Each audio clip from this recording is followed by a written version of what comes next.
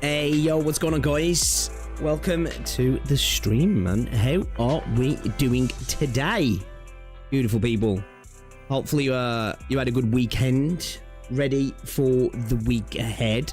Man, I'm tired today. I'm feeling it. Had a good gym session, though, this morning. Trained hard. Trying to, like, go on a high... high water diet at the minute, and we're trying to cut a little bit. So yeah, I'm already feeling it. Freaking day one. But we're gonna continue grinding, man. We're gonna continue grinding, guys. We're gonna be getting back into a bit more consistent content as well now. I had a bit of stuff like IRL to sort that's made things a little bit difficult to be streaming every day and getting videos up as well. So streams have been a bit sporadic and content's been a bit random as well. So apologies for that. But yeah, the plan is get back to it now. We got 1.1 coming up. I want to try and start doing some more Arknights as well. I'm pretty much done with 1.0 now, at least in terms of MSQ.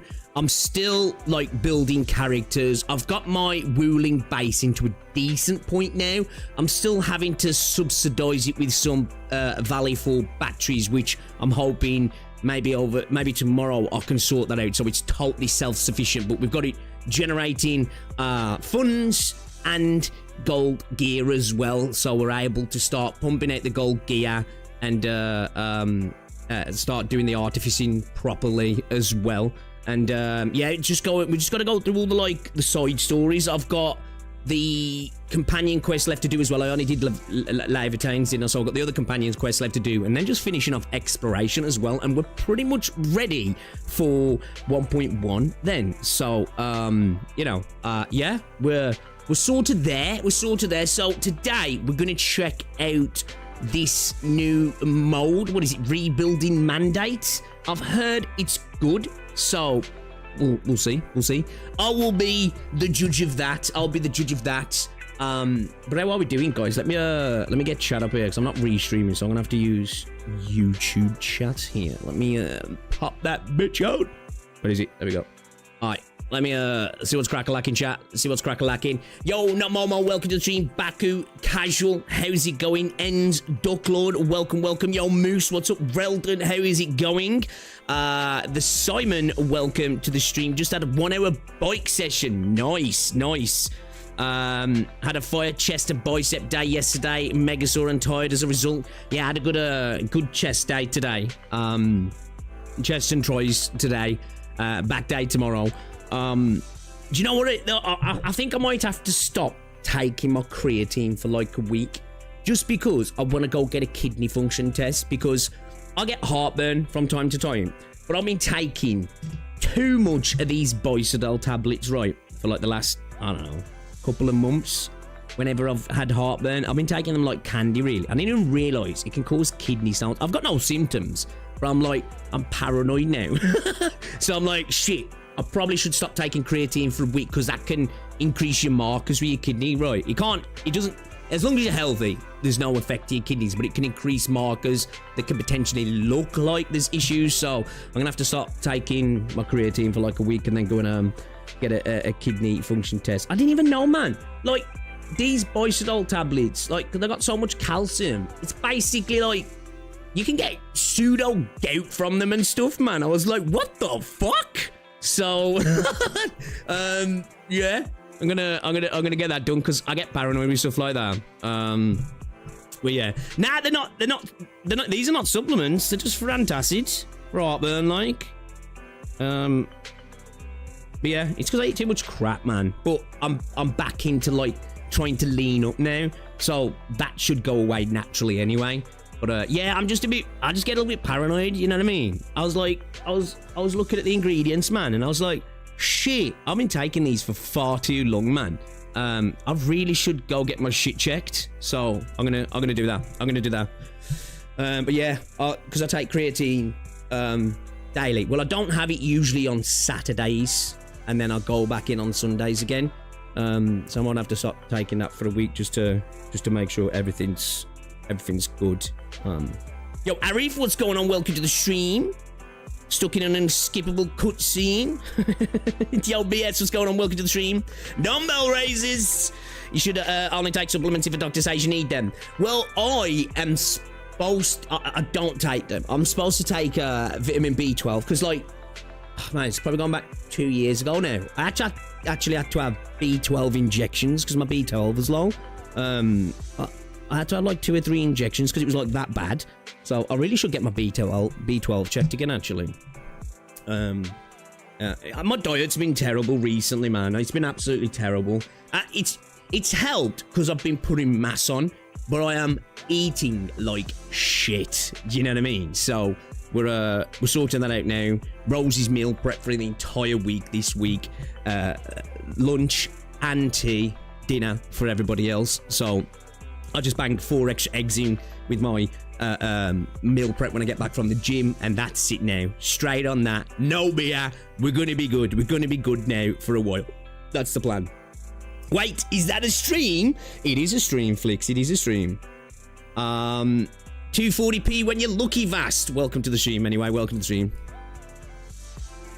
Anything else you either damage yourself with or you just piss out having wasted money? Yeah, like the only thing I take is creatine, but creatine's like the most like studied supplement going, and it causes no issues. Like it can potentially cause issues if you've got like kidney damage or kidney function, which I've never had issues in my kidneys in my life. Do you know what? Actually, when I went for an ultrasound, oh man, it's probably going back like a year now. It's when I first noticed, well, I'd known I've had a hernia for years, which I'm hopefully getting surgery for that this year. I had like a full abdomen ultrasound, and the bloke actually said you've got textbook kidneys because they're right where they should be and shaped exactly. Because if I had students here now, it'd be perfect because it looks just like it is in the book. And I was like, okay, all right, don't know what to say to that, but cheers, mate, cheers. I guess it's what's on the inside that counts, right, chat? But yeah, I'm supposed to take vitamin B12. I do have things like vitamin C and stuff like that I really should take, because, like, you know, those sort of vitamins are good for you, right? Especially in the UK, you know, it's kind of common thing to have sort of vitamin deficiencies like that because we're such a fucking matrix sky country, right? And we don't get lots of sun, so you can have those sort of deficiencies. But I'm just terrible with them. The only thing I'm consistent with literally is my creatine. Like every morning, I'm a scoop of creatine and I hit the gym. Like that's the only thing I'm ever consistent with. So, yeah. We need more Saint Reacts. Really looking forward to any Enfield update. 1.0 was too long. AKCN stream today. What is this? AKCN stream today, is that? I don't know. I'm just going to be playing the new game mode today. Rosandra, you got the stream muted. You just wanted to say hi. Well, hi. Hello. You can't hear me, but yeah. But how is everybody, man? How is everybody? Are we good? Are we good? Yeah, even though I'm tired today, because I trained well today. Like, I trained really well, actually. I had a good bench. Got a good, what was it? Let me just double check. So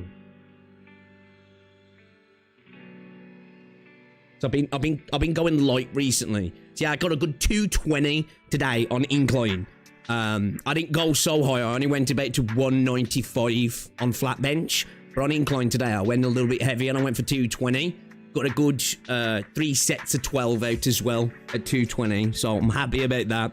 I'm feeling good today. I'm feeling good. I think I went on full purge mode yesterday, right? Because obviously I've been taking these tablets. I was like, man, because it obviously generates uric acid. So I was like, right, let's flush myself out. So I was drinking so much water before bed, so much water this morning.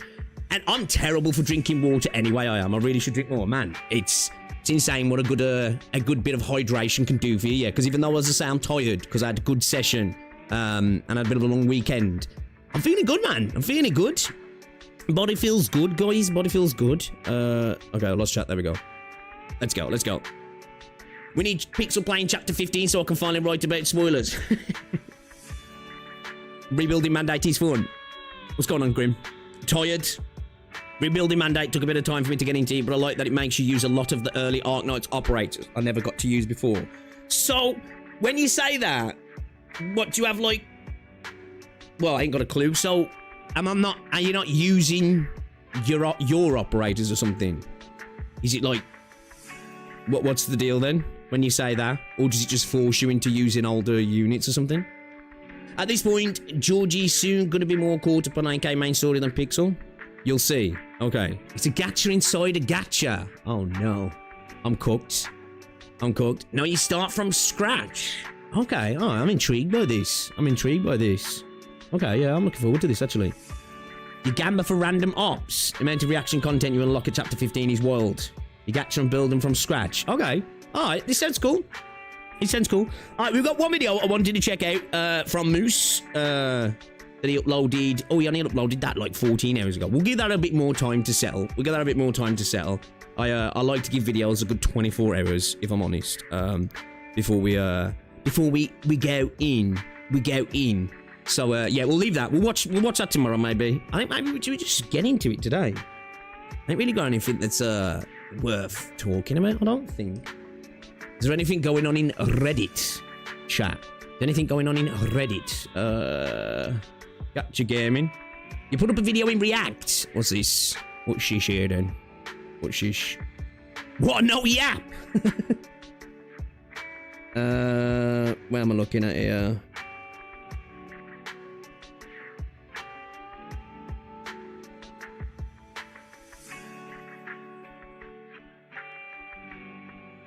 Which one am I looking at?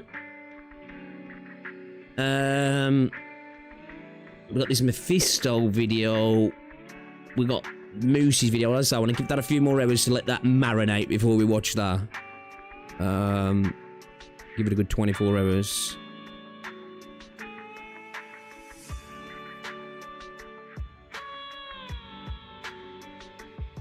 Oh, thank. Has it just recently gone up?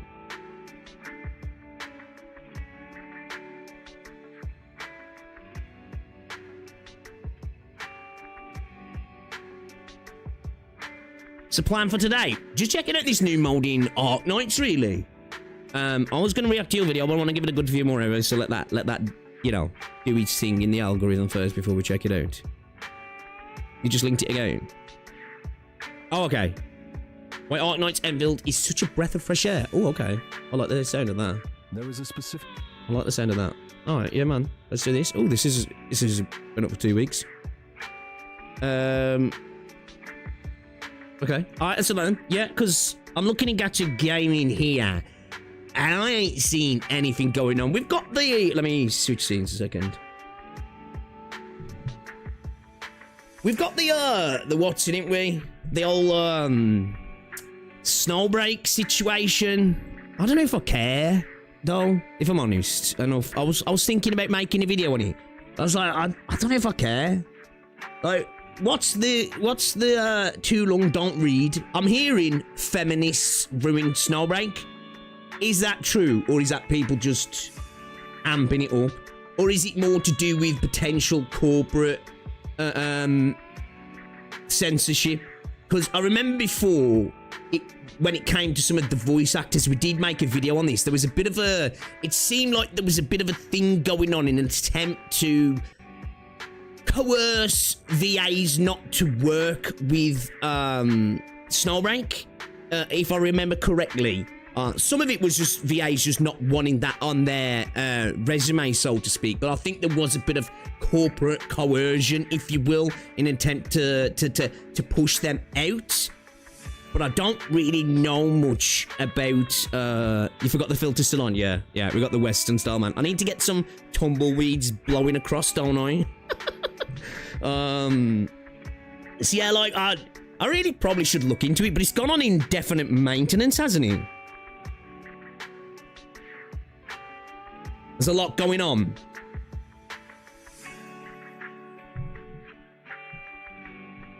What's the British equivalent to tumbleweeds?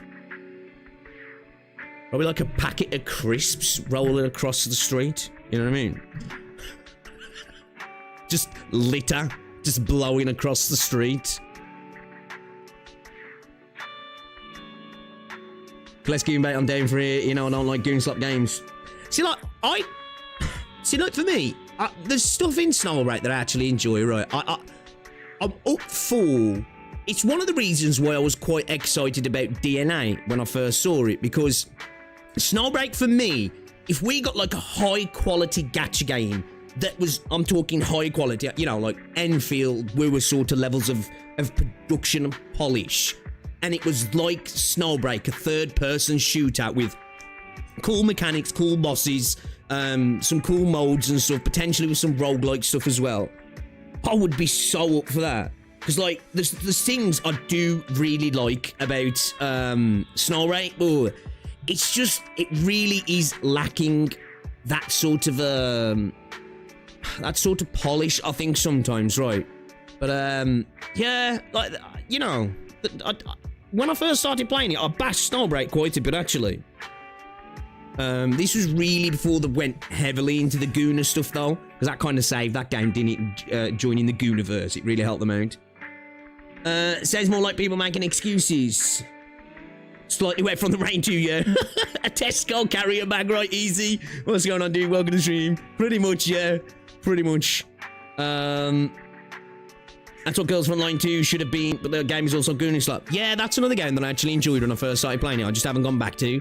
But yeah, I'd really like a nice third-person, over-the-shoulder, sort of like,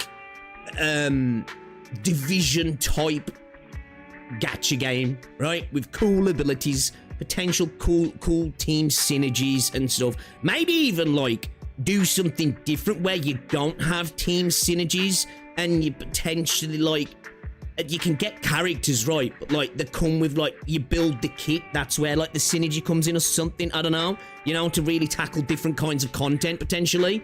I'd really be down for something like that. As somebody who really likes, like, the Division, and, you know, I actually did enjoy the premise of Snowbreak, right? It was one of those games when I first started playing, I was like, okay, I can see it for what it is. It's not high quality H2O, right? But I could enjoy it for what it was, and it just made me crave something better. It really just made me crave something better. So I was really excited about Duet Night Abyss. Like, when I first saw DNA, I was like, and then I played that beta, and I was like, ooh, okay, maybe this will give me that sort of, you know, feeling that I wanted Snowbreak to give me, but alas, it didn't. Goonie has to be a bit more subtle and tasteful for me, otherwise it doesn't work for me. Yeah, like, I'm the same, like, I don't mind a bit of Goonie. I don't mind it being overt sometimes, but when it's overt all the time, and it's overt to the point where it's just kind of like tacky, it's like, okay, alright, you know, I'm not really here for that, because it's like if you have every character's sexiness dialed up to 11, nothing ever stands out, does it? You just have to get a little bit, like, more risque every single time, like, to the point where, you know, it's either just really weird master love stuff, which obviously Snowbreak is, or you just have, like, disproportionate characters and stuff, and it's like, yeah, it tends to lose a little bit then for me. I agree. I need something a little bit more balanced, if you will. I don't mind it being overt, but a little bit more balanced. Resident Evil but gacha. What's up with Enfield? Hey, by the way, I've been living on a rock. Oh man, I think, like, there's, when it comes to Enfield, right, it's on a bit of a spectrum, right? you've got the people who really like the game and have got valid criticisms, right? I think you've got the people who like the game but just wish it was more Arknights, which is, I think, valid. It's not gonna be, but I think it's a valid thing to feel when you've come from Arknights to want more of that. Then I think you've got the people who, it's just a game that they play, and they've got plenty of valid criticisms. And then I think we just go into, like, the scope with Enfield, where it's just pure agenda-driven. And it's driven by CCs. It's not a community thing. I'm quick to throw shade at, like, the Woowa community sometimes, right? And it's elements within that community, but I don't think it's a community-driven thing, like how that community's just going out on its own merits, if you will, to just go after Enfield. But there's, like, a couple of CCs, right, who are just, like, really agenda-driven, and I think it's because it's generating them more views than their other content at the moment, which, hey, whatever, it is what it is. That's the game, right? If they're paying bills and they're making good money, I don't hate it, right? But it's just like, it's becoming, like, so overtly blatant now, to the point where it's just like, damn, man, you're just really starting to look a little bit silly, like, for me, I don't even consider Tolbro in that category, if I'm honest. Like, I actually spoke to Tolbro in the DMs the other day, because he reached out to me, when we spoke, and, like, he was saying, like, because, I ain't gonna go into everything we spoke about, because obviously it was DMs, but, like, he reached out to me because, he says, like, I've got a lot of time for you, 'cause you seem like a good dude, and, like, you keep saying you've got time for me, and I respect that. And, like, we had a conversation. He wanted, I might actually reference that at some point. I need to PM him back, because he seemed like he wanted to fuss with it. But there was a couple of things in my last video that I suppose got lost in translation a little bit because of the way some of the information was put out, and I feel like in some regards he's been done a little bit dirty, so yeah. But yeah, I don't consider Tolbro in that same vein. I think Tolbro's just a passionate fan of the IP who's got genuine frustrations. He let him get carried away, self-admitted, like, right? So I don't consider him in the same vein. I don't see that as a genuine agenda just to make money, because if it was, he'd be making multiple videos a day about it, right? He doesn't. He makes passion projects, doesn't he, really? And sometimes passion can come across in the wrong way. It just can. That's passion, right? Sometimes it can be beautiful. Sometimes it can look a little bit ugly, right? And I just think, I think sometimes with Tolbro, he's just, as I say, self-admittedly, he's let things run away with him a little bit, right? So, yeah, I definitely don't consider him in the same vein, personally. I think he's somebody who wants... He might have a different vision of what the game is and what a lot of people see it as, but I think he wants the best for the game genuinely. Not the best for the game for him to farm in a content sense, just a genuinely good product, if you will. So it's a little bit different, because there's certain content creators that... Even when they want a game to be good, it's not because they want it to be good because they like video games and they want a better game. If it means they can farm the good parts, they'll do it. And then they do it in the opposite way as well, right? And we see that clearly a little bit more recently with Enfield, Overt gooning is either pure cringe or comedy. Yeah, true, yeah. It's popular right now and an easy target. Pretty much right. A game for no one in my game. That did make me laugh. In the end, Tolbo wants Enfield to be good, proper game, even if his methods are inflammatory, but saying to his community just want to grift off hate in the game. Yeah. God needs to go offline and quit Enfield. It's clearly not for him. I should have asked him, actually. I didn't ask him if he's still playing the game. So now he was grinding it early on, wasn't he? Oh, no, I see again, I don't want to go into DMs because, he did, like, with some of the image, and he even admitted what he said in his stream, fucked up, right? Like, I agree. I'm not saying that's okay at all, BS. I'm not saying that's okay. But he has spoke to me about some of the other comments that have kind of been sort of taken out of context to make it look like he's actually, because you can make a message look really bad if you remove the person you're replying to, right? Now, I'm not defending some of the things he said because they are inflammatory, and I've said it about saying, you don't say those things, right? Unless you've got some sort of proof, you just don't say those things because you're frustrated. But, you know, you can, like, perfect example with Cat, what Saint did to Cat, right?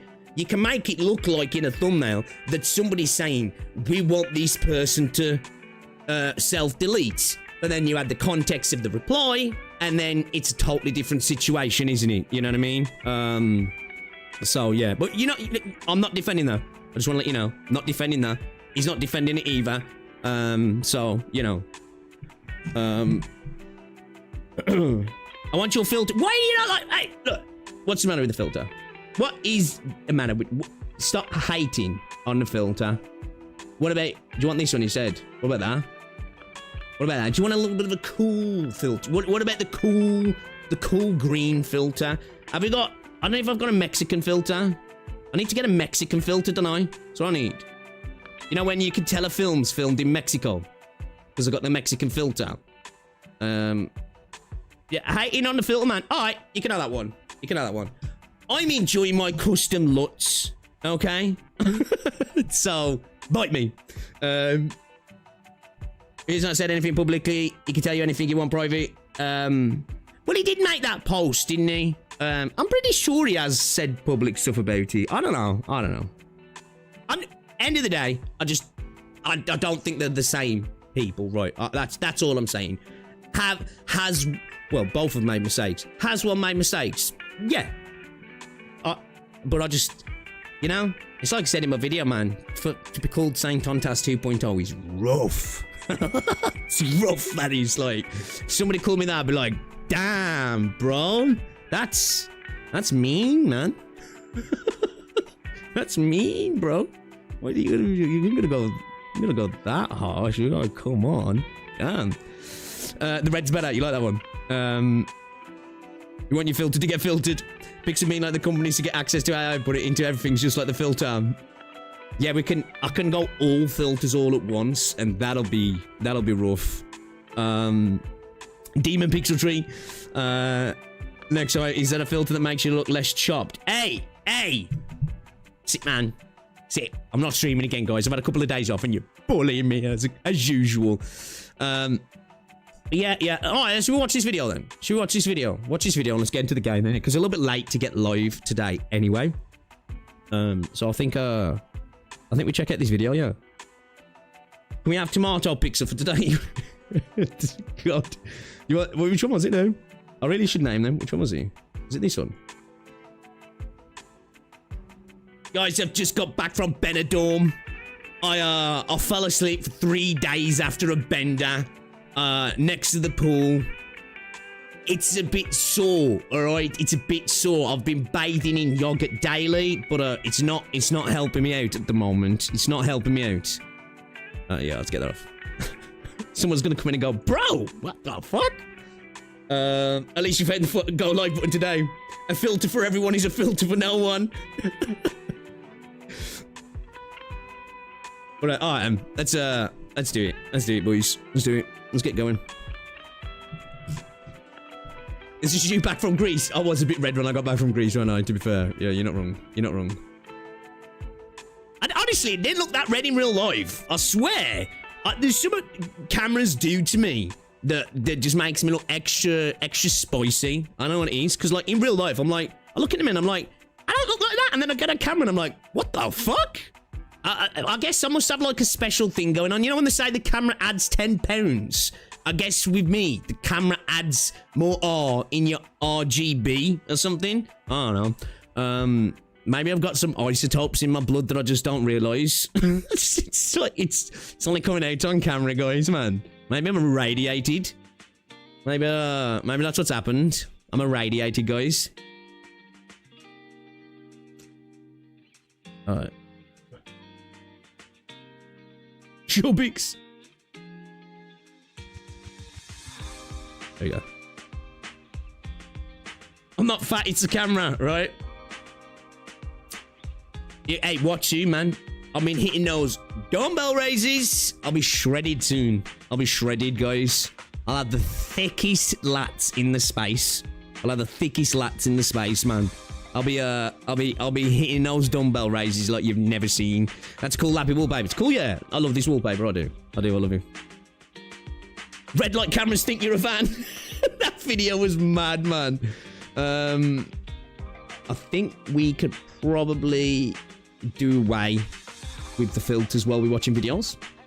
We only really need it for Arknights, don't we? I am. Pardon me. Where is it? Here we go. All right.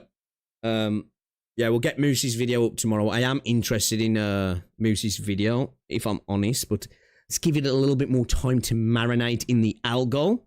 Not like I'm going to be steering views at all, but, you know, get the video a chance to settle.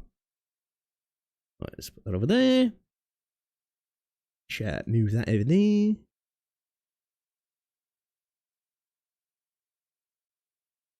I think you already are the buffest in this space. Have you seen this space?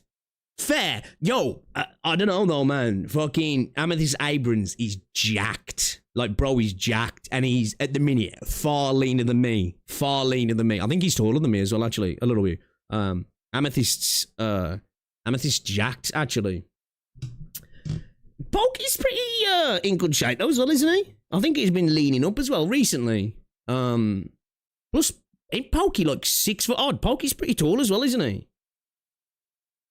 I'm sure I've seen a photo of him when he was next to Gacha Smack, and he was quite a bit taller than Smack, right? And Smack's, I think he's Smack 6 foot. Was he a little under? I wish I had the motivation to go to the gym.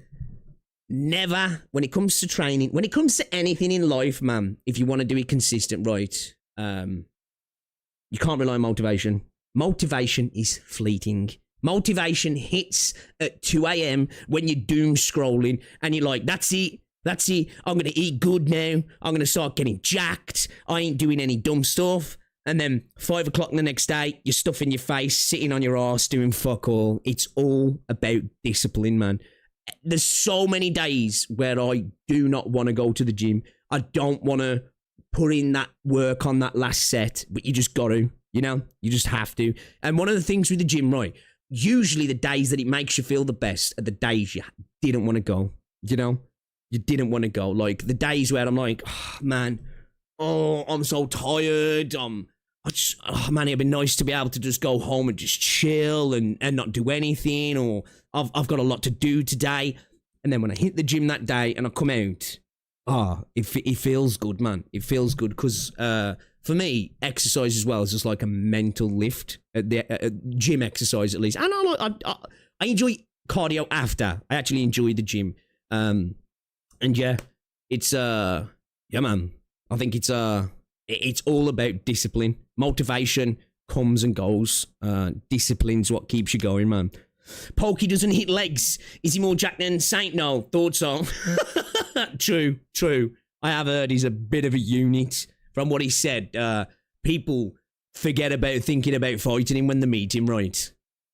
I think that's for a different reason than what Saint thinks, though. I think Saint thinks people don't want to fight him because they're scared of him, where most people think, oh, look at that little guy. You know, how could you fight him? Anyway, do you drive to the gym? No, I do drive, yeah. So what I do is I drop the missus off at work and then I go to the gym on the way back.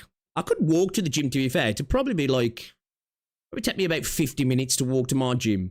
I could probably do it in 30 if I set a good pace. But yeah, I take Rosie to work, drop her off, straight to the gym, and then I train. Yeah. My motivation to go to the gym is to be stronger than every Saint fan. I mean, I know that. I'm doing only cold showers for over 2 years now. Good for your immune system as well, yeah. Make an 80s training encouragement video with an old retro music. 50 minutes to gym is justified. Yeah, like I say, I could probably get there quicker. Like, it's been a long time since I walked there. Like, the garage where I take my car for MOT is probably 10-minute walk from there, maybe 15. And last time I walked back from there, it took me about Actually, probably took me about 30 to 35. I know I was going into a leisurely pace. All right, I was just on my phone walking back, right? No rush. So if I put, you know, picked up the pace, I could probably cut 10 minutes off that walk, probably. So yeah, if I, you know, actually went at it, I could probably get there in 35, maybe 30, maybe something like that. All right, then. Let's get into it then, boys. Shall we see what this video is about then? Because this is a 20-minute one. This is from Dal Fang. I've never watched any of their content. Why Arknights Enfield is such a breath of fresh air. Before we get into the video, the title, I agree with in this space personally. I know people hate it, but and I know it's a cliche, but I do feel like this game does feel like a bit of a gacha game first, rather than a gacha game. It's game first, gacha second, right? And of course, it's still a gacha game, and it's still got many of those systems, and they reared their ugly head from time to time. But in terms of content, breadth of content, the factory systems, I'm really, really liking the game. Now, where it's not a breath of fresh air, I must admit, is the story. It's pretty just mid at the moment. The storytelling, I'm okay with. Some of the writing's not brilliant, but the actual storytelling, I mean, I'm a fan of. It's got plenty of things where it needs to improve on. But as a 1.0 goes, I think it's been a very good experience, personally. And one thing that's been a breath of fresh air is it's been running subliminally, or sublime, should I say, not subliminally, sublime since its launch for me, personally, with very few performance issues, even when you've got all your factory stuff on the go as well. So let's drop a preemptive like then, shall we, and find out why Arknights Enfield is such a breath of fresh air. Let's do it, boys. Let's go. There is a specific kind of exhaustion that comes... What? Hold up, man. What is this fucking narration? There is a specific kind of exhaustion that comes from having seen too much of something you love. True. The moment when the thing that used to arrive uninvited now has to be chased. I've played enough games. It's like steak's really good, but steak every day, it's not so good. And then you're kind of like, damn, I really don't want steak today. That the number stopped being a credential a long time ago and became something closer to a condition. And somewhere in the accumulated weight of all those hours, a callus forms. You stop being surprised. You start experiencing games as a series of recognizable gestures. This is the open world. This is the character arc. This is the moment... Bro, I feel like this dude's taking my pants off with his voice. What the fuck? Where the score swells and the camera pulls back and you're supposed to feel something. You recognize the architecture of feeling without the feeling itself arriving. Arknights Enfield broke that callus. It broke it the way a very good book does. Slowly, through accumulation. Through the quiet and persistent sense that the thing you're inside was made by people who had something to say and cared deeply about saying it. I agree with that. I agree with that. I understood this was... I agree with that. Like I say, there's this argumentation recently, this agenda-driven stuff, as if the devs don't care. And I think if you've played this game, you can see that this is crafted with love. Even if it's not something you enjoy, right? It's crafted with love. And if you know the developers from Arknights as well, you know that's not their MO anyway. So yeah, I definitely agree with it. This is a game that's had love and time put into it. Whatever you think about gacha systems and story and endgame content, whatever it might be, all your criticisms, I think it's clear to see this was made with a passion, right? Willow trees draping over... Hey, are you David Attenborough? Ivy softening the spray damp retaining walls of waterfalls, cutting through steel sluice gates. Lotus ponds tucked into brutalist courtyards. A dragon coiled around a hydroelectric dam, unhurried and enormous, as though it had always lived there. And a block away... I do like the architecture of Wuling. Devastating in its smallness. Because it's very typical and cliche of gacha games. Either your first or your second area that you go to. It's China, right? And we've got it here in Enfield as well.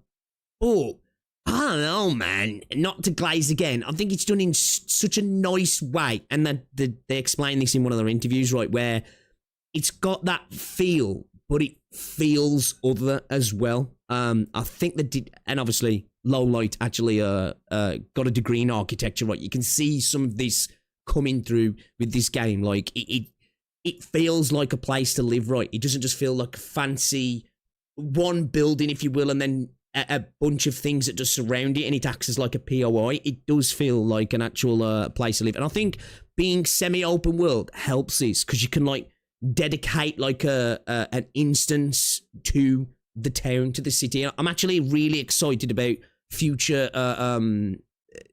towns and cities going forward in the potential like scale and vertical scale that we might actually see as well. Someone watering a monstera plant in a cafe window.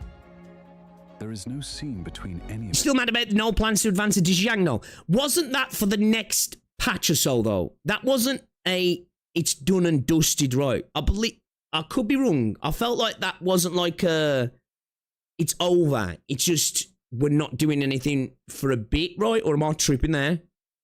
I don't know. That's kind of how I took it. I don't know. The garden and the machine share the same space, as though the tension between them was never real to begin with. No irony, no implied tragedy, none of the melancholy that a certain tradition of Western science fiction has spent 50 years insisting must exist whenever a factory stands next to something beautiful. I'll come back to that tradition, because it explains a lot about why this game was missed. But what matters here is the image itself. That is true. The game's not scared of showing the beauty of the factory next to natural beauty, right? It doesn't, you know, like, that is actually kind of an interesting thing. Like, in a lot of Western sci-fi, when you see that, it becomes like a brutal opposite to the natural landscape, right? Almost like a destruction of, I suppose it's because the way we see industrialization, I suppose, in the West, right? And the way we see environment and stuff as well. Okay. A city built by people who believed that production and beauty were the same pulse. Yeah. That the dam and the willow were not enemies, but expressions of a single act. Civilization choosing, carefully and deliberately, to build something worth living inside. I stood in Wuling for a long time, because I couldn't locate, in my vocabulary for games, the right word for what I was experiencing. The word I eventually landed on was conviction. Conviction? This game was made by people who believed something. And that belief, specific, load-bearing, unfashionable, runs through every system, every frame, every beat of narrative from the opening hour to the last. It is the... I don't know that, but I agree on everything else. I agree on everything else. I don't know about that one, if I'm honest. Rarest quality in this medium. It is, in the precise sense of the word, what makes Arknights Enfield a masterpiece. Okay, a masterpiece. Okay. You can't convince me that this is not a Jinko ad pics.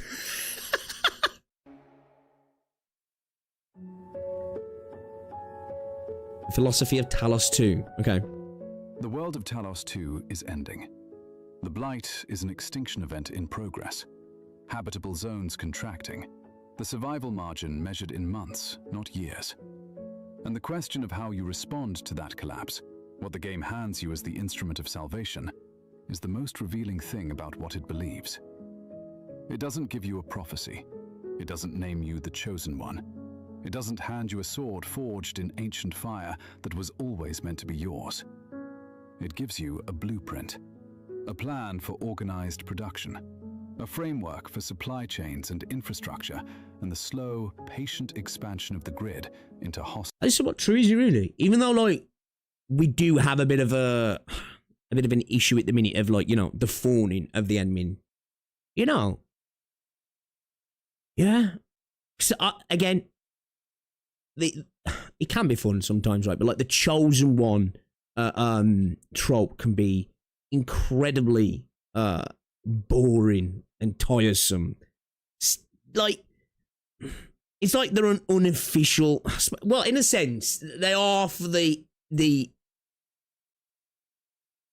corporation, if you will. They are sort of a I don't know if the chosen one is the right word, actually. I suppose we need to learn more about the past of the Endmin, if I'm honest, to really see if it is a true chosen one story, or it's just they happen to fall into the role, if you will, you know? Love to see. Style territory. The argument encoded in this choice is specific enough to be worth saying plainly. Important one. Civilization is not saved by exceptional individuals. It is saved by systems. By the unglamorous competence of people who keep the lights on when everything is failing. By organized care applied consistently across time.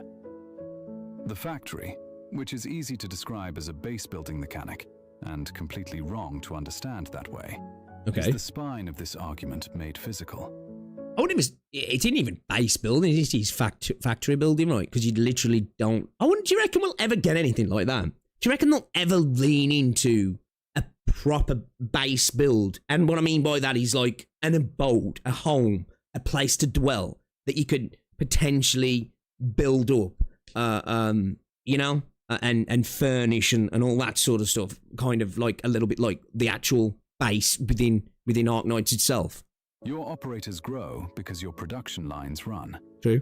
Your production lines expand because you push into new territory. You can push into new territory because your team is equipped. Your team is equipped because the factory produced what they need. Actual facts, yeah. True, yeah.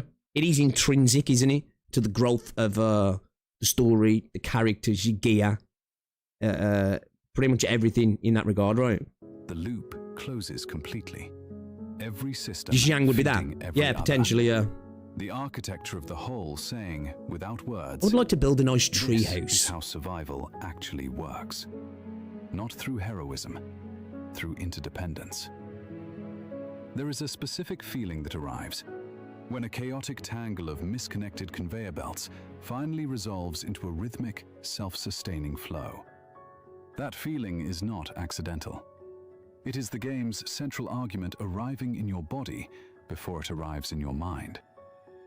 The same philosophy carries into combat, which is where the creative unity of the whole becomes impossible to dismiss as coincidence. You are not controlling 4 powerful individuals. You are operating a synchronized unit. One ability proccing a condition, that condition enabling a chain, the chain building a vulnerability, the vulnerability collapsing into a cascade.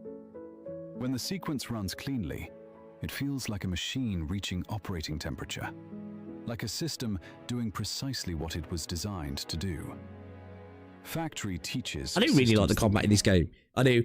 Like, I see so many people shit on the... I think so many people... Because, like, obviously, early game content in gacha games is usually just mind-numbing, right? And even a lot of end-game content, a lot of the time, is stat checks and stuff, right? But if you actually take time with the content, when you get to stuff that, like, potentially... Well, I don't necessarily potentially require you to do so, but if you choose to, this game, the combat for me, I think it's great. I see so many people say, oh, you just hold left click and spam 1 or 2 abilities. And it's like, okay, you're just clearly just mindlessly playing the game then, which, hey, have at it, like, I guess. But hopefully as time goes by, that'll be like forced. There'll be content that forces you to play the game properly. And I don't mean by timers, because fuck that shit, but by actual difficulty and mechanics and such. And obviously I know on certain stuff now, when to get your trim medals and stuff, you need to be efficient with stuff, right? But yeah, I really like the combat in this game. I find it so satisfying. I really do.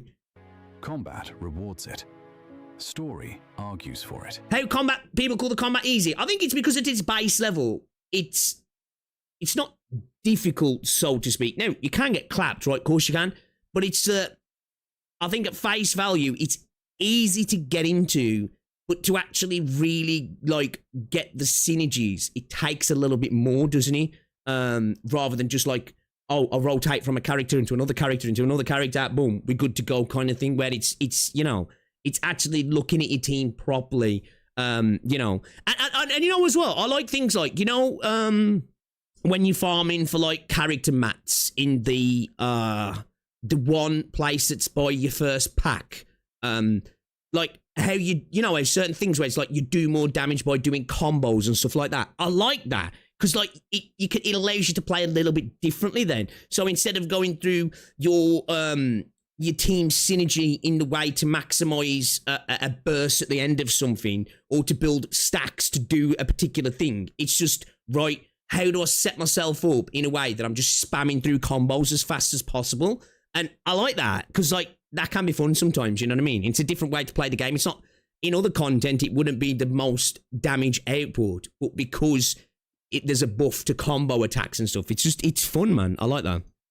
This is one mind, or the rarest. Let's be honest, combat is easy in every gacha game. A team of minds that manage. I think for me, I think Arknights genuinely has difficult content that's got fuck all to do with stats. Like, there's genuine difficult content in that game, like actual hard content. And anybody who says it's not, I don't believe you. And I think, you know, there is some content in Wuthering Waves as well that I think poses some difficulty, specifically like hologram content, right? But still, it's not insanely difficult. Like, you're not playing like Dark Souls here, or like playing a PvP game, you know, fair. Think as one, executing a single vision across every layer simultaneously.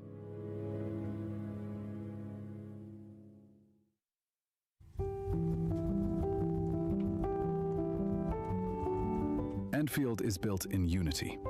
In an era when Unreal Engine 5 has become the industry's shorthand for visual seriousness, when the engine itself is the press release, Hypergryph chose a harder path and produced something that makes the engine conversation feel beside the point. Because the question was never, which engine? The question was always, does anyone behind the camera know what they want the world to feel like? I don't know, for me, it was and is nowadays which engine, because I'm sick of UE slop that runs like shit and has massive file size and just performs like crap, and too many developers, one, potentially taking shortcuts, and two, just being unable to optimize their games to run better. You know, like, even somebody who's got a beast of a PC, I'm sick and tired of booting games up and they're running like shit as well. And games are supposed to be able to run on phones also. Hypergryph knew. The palette across Wuling, across the industrial plains, across the bamboo highlands and the machine workshops, and the early angular zones of the opening hours. UE5 has ruined PC gaming. I think it's dragged quite a large portion now of PC gaming down to console levels. Do you know what I mean? In terms of performance. Now, don't get me wrong, you could still 99% of the time have a better experience on console, unless it's like a first-party game that's been developed for a system and PC's the afterthought, or just specific issues that happen here and there. But yeah, like, the last few years, it feels like the parity between console and PC has like got so close, and it's like, bro, my rig shits on a system, a console. I want the game to look like a PC game, you know? And that's why, like, you see so many games as well, modders coming in and actually making that change. Hours of exploration, and the color temperature never breaks, never panics, never reaches for visual noise to fill a silence it doesn't know how to inhabit. The restraint is not absence, it is discipline. The specific discipline of artists who trust their world to carry its own weight without needing to perform at you. 100 hours in, and not a frame drop, not a visual bug. I don't know if that's true. I've had frame drops. Very few, and to the point where I'm like, this isn't an issue for me. But I have had the odd frame drops within Wuling. It usually happens sporadically, and as I say, quite rare. But definitely, yesterday, I was running around Wuling, and I was definitely getting some frame drops. Definitely. You know, here and there I can deal with. But, like, in combat, though, I don't know if I ever actually have had any noticeable frame drops within combat, actually. So, maybe in combat, maybe. Not that I can think of, anyway. In the middle of 4 operator combat with particle effects stacking on the screen, the engine doesn't flinch. This level of polish is, in 2026, genuinely uncommon at any price point. Sad to say. It arrived here, free to play, without announcement, and without the industry noticing. It is sad to say that that's true. Its own quality. Oh, God. Bigger explosions, louder music, more dramatic camera angles. Gives critics and audiences something to point at. A game that whispers, that trusts the quality to accumulate without being declared. So many things are very nostalgic about this game. Encountering it. It asks you to pay a different kind of attention. Enfield asks for that attention from the first moment, and rewards it with a world that feels, in the way only a very few games ever achieve, like it was imagined by a single, coherent mind. Every city with a climate, every region with a texture, every visual choice in conversation with every other visual choice, building toward the same thing. The argument that beauty and function are not opposites, that the world the characters are fighting to preserve is worth preserving, because someone cared enough to make it worth looking at. Yeah, well, I don't know how many of you are playing the game and have got to Wuling, but Wuling was one of those ones for me where it was like, it was, I guess, an emotionally impactful thing. Not in the sense of, oh my God, I'm going to well up, but just like, wow, okay, this not only is gorgeous in terms of graphical fidelity, this is a beautiful place, right? A place that looks natural, that looks real. Again, hate to go back to 3.0, but it was one of my criticisms. People couldn't understand where I was coming from. They were like, what do you mean? What do you mean? And it's like, that's exactly what I meant. Like, you know, it feels real. Obviously, it's a game, but it feels real. The topography, the terrain, the geography, the locations, where places are structured, a place, should I say, structures are placed, you know, the areas where there's bodies of water, it all just kind of feels real. And I think as well, because of the game being semi-open world, we get traditional skyboxes with, you know, the horizons that brings us that can look magnificent, because we're never able to explore them, you know, especially in Wuling, the mountains that surround it. You just can't get that from an open world game, can you? Because you can go there. So obviously it's usually dialed back a little bit. But with Wuling, it really, really helps like dial things up, doesn't it? Voice and text are probably AI. Yeah, this script is definitely, I'm pretty sure the voice is right, unless dude's just smooth at it. But this has definitely got AI in its scripts. You can tell the way it's structuring things, right? When I first described Wuling, sounds like a Glaive Keo type video. A tradition of Western science fiction that spent decades insisting this image should be impossible. That tradition is worth unpacking now, because it explains both what makes Enfield so rare and why so many critics couldn't see what they were looking at. What did IGN say about Enfield? Has been telling the same story about technology for so long that it has forgotten it is a story. You know the shape of it. Human ambition contains the seed of its own destruction. The corporation corrupts. The machine consumes. Scientific progress is always the villain dressed as the savior. In Cyberpunk, corporations hollow out the soul until humanity is just a commodity with a price tag. In Fallout, technological hubris ends in nuclear ash, the logical conclusion of a species that confused progress with wisdom. In Mass Effect, was it so much about technological hubris or more political failings and the hubris of man in general? Because there's a heavy, you know, political tones in Fallout of like I guess, a lot of the poking fun at capitalism and communism, right? Specifically more so capitalism, because obviously it's based in America and you're seeing all of that there, and, you know, the cronyism and all that sort of stuff as well. Obviously, technology is a major part of it, and specifically when it comes to things like the Brotherhood of Steel and stuff as well, because that's the whole deal with them, right? But I suppose, like, you can say, because of the fact that it was, you know, it was a nuclear fallout, yeah. But I'd say it was like the driving factor for me. synthetic life becomes the universe's automatic punishment for organic ambition.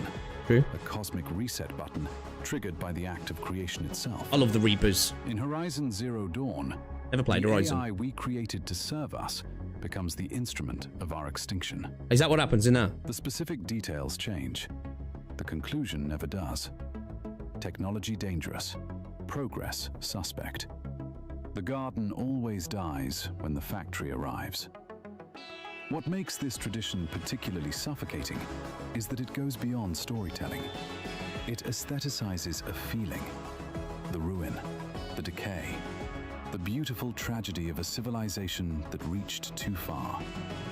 Western prestige sci-fi has become a literature of collapse romanticism, where the falling apart is gorgeous, meaningful, earned, where survival is... I do get what he's saying there, and I hate that specifically about fucking Star Trek nowadays. Like, Star Trek was the opposition of that back in the day, for the most part, right? It was a utopia, a future to aspire to, where humans were better and could teach us to be better. And then they took Star Trek and they were like, let's fuck it up. And I hate the people who own the Star Trek IP for that. Like, I'm not even going to get into it. I'm not even going to get into it. It makes me mad. Morally complicated, and industrial competence is always quietly sinister. I suppose so, to a degree. Even in, like, TNG, when you had, like, the Borg, that was kind of that playing out in a sense, right? Of a species that took technology to a point where it consumed them in a sense, and all they cared about was perfection, you know, to the point of losing their entirety. So I guess to a degree, but the overarching tone was that of, you know, a utopian future, right? You know, a world where it was probably the most perfect outcome we could have as a species, right? You know, after World War III, we come together, a global unified government that stretches out to the stars to be better, just for the sake of being better, right? And aestheticizes not the ruin, but the repair. It makes the factory heroic without... I want to say Utopia, but Gene Roddenberry had a far more optimistic hope for the future compared to the dipshits that ran into the ground today. I don't know, man. Like, for me, I feel like Star Trek is about as close to a utopian future that you can get, in my opinion. You know, no wants or needs, only the desire for more knowledge and to be better, and technology's advanced to the point of miracles, right? Now, of course, obviously, the Federation has its issues as well, and obviously its wars and stuff like, but come to like TNG sort of era, it was pretty fucking, you know, pretty close. But that was like Gene Roddenberry's idea, wasn't it? He wanted an idea of like a future where like we were trying to be better, weren't we? But I do agree on what you said on the latter part, yeah. Not irony. Destroyed it. It makes infrastructure beautiful without apology. It plants a willow next to a dam and refuses to make that image tragic. And it earns that image through its mechanics, not just its aesthetics. Wuling is running out of Zironite, the material needed to combat the blight. The city is contracting. People are dying. The answer the game hands you is not a hero or a miracle. It is an AIC production facility, a factory, organized, scaled, competent extraction and processing that turns scarcity into survival. Okay, this has definitely been run through ChatGPT. The same problem with food. And again, the answer is infrastructure, supply chains, mass production. The administrator and the operators... I think some of this comes down to like a cultural thing where China's at in general, right, as well. Of progress is optimal, right? That I think we usually saw in the West as technology is the solution to pretty much everything for a while. And we don't so much anymore, do we? Where it feels like China definitely is in that era, like, you know, that because technology is really, you know, our learnedness, our ability to discover and potentially use technology to overcome the issues that we have, even the issues that have been caused by technology, such as, you know, the poisoning of our waters and our ground and environmental issues and stuff. Technology is the way to get us out of that, right? So yeah, I see what they're saying here with these undertones as well. Fire. They arrive to build. This is the Chinese speculative fiction tradition made playable through authors like Liu Cixin. Yeah, what's up, Renegade? Through a literature that approaches civilizational collapse with a fundamentally different posture. Not romantic. Yeah, just me easy. Cold, pragmatic, species level. The real enemies are entropy and scarcity. The real heroes are the people competent enough to push back. The question is never whether the reaching was worth the cost. The question is, what would it actually take to survive?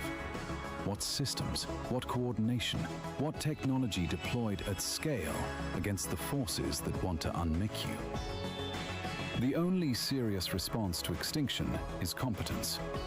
And I can't believe I have to say this, but a version of science fiction where technology is not the villain, where building things is not hubris, where the answer to collapse is coordination rather than tragedy.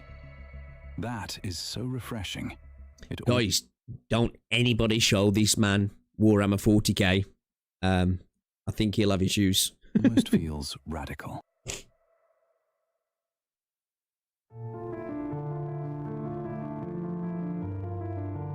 But a thesis, however perfectly encoded, is not enough. You can build the most elegant system in the world. If no one living inside it has a pulse, it's just philosophy in a box. This is where Enfield does something I wasn't prepared for. I should tell you, the first 10 hours nearly lost me. The world building arrives dense and without scaffolding. The terminology lands before the context does.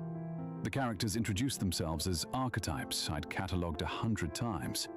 The analytical woman, the spirited foil, the protagonist defined by absence. My instinct was to skip, to skim, to get to the part where something happened. The part where something happened was already happening. I was just measuring it with the wrong instrument. I don't know about that. I don't know about that. Are we saying we misconstrued how shit Valley 4 was? Enfield is not interested in the hook. It is interested in the soak. These are opposite design philosophies, and understanding the difference is the key to understanding what the game achieves that most games simply cannot. A hook-designed game earns your attention immediately, through escalating stakes and engineered emotional moments. I don't think that's necessarily true. I don't think that's necessarily true. At all. Of course it can be. That's not the only way to hook somebody. You don't have to just go in 100 miles an hour, 0 to 100, balls to the wall, slapping people up left, right, and centre. You don't have to do that. Just an interesting premise, well set, well written, with interesting characters off the bat can have a slow, interesting, pull you in kind of vibe, right? It doesn't have to be bombastic off the bat. And Enfield just messed up with its introduction to the world, right? Now, obviously, it gets better in Wuling. And I'm of the actual argument that a lot of people said Wuling gets bad at the end. Throughout the story, I've found Wuling a much more improved version of the game. Still got lots of work to be done, right? But yeah, I disagree. I think, although I thoroughly enjoyed my time in Valley 4. Let me just get that out there. Enjoyed every moment of it. But I am totally cognizant that the story it just wasn't where it should be, right? And I'm okay with a slow burn. And I think we're starting to get pieces of the puzzle in there to set things up. But it just is, right? They slipped up a little bit on the start. Whether it was the introduction of attempting to introduce so many systems all at once that affected the pacing and that affected potentially writing and all that sort of stuff as well. It's not that I think we misunderstood it right. I don't think that's fair. You know within 5 hours whether you're in. A soak-designed game earns your attachment through accumulation and proximity. The way you come to know a person, not through their introduction, but through the texture of time spent with them, through the quality of attention they offer, through what they remember and what they notice. See, like, though, again, that's true what they're saying, right? Well, the introductions of Tang Tang, Mifu, we didn't need to spend long with them for them introductions to hit better than majority of the previous stuff, right? Like, I enjoyed Yvonne's introduction as well, right? Yeah, like, as somebody, like I say, I love Valley 4. I enjoyed my entire experience of this game. I just think that, it could have had a better introduction, like, story-wise. It just could have. Perlica is the clearest demonstration.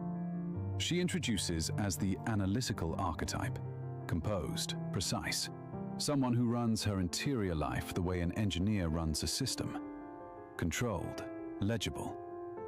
The game spends 40... Had you been thrown right away into ruling, I doubt you would have said the same thing. Well, no, because one, it wouldn't really make sense, but it's just like, I just don't subscribe to this thing that because a game's building something and introducing something, it doesn't need to hit the ground running. And when I mean that, I don't mean literally in terms of pace. I mean there has to be something there. And if you're gonna have a slow burn, usually really good writing will do that, right? You know, okay, I'm not too sure what's going on, but the writing's so good here. It's paced well that it's engaging. And it lacked that, right? It lacked that. And I don't know why. It's because they were trying to introduce a lot of systems. And that's one thing that CN had moaned about, that the systems and the story and the game and the systems felt like they were separate. And they tried to merge them, right? I just don't think they pulled it off as well as they would have hoped.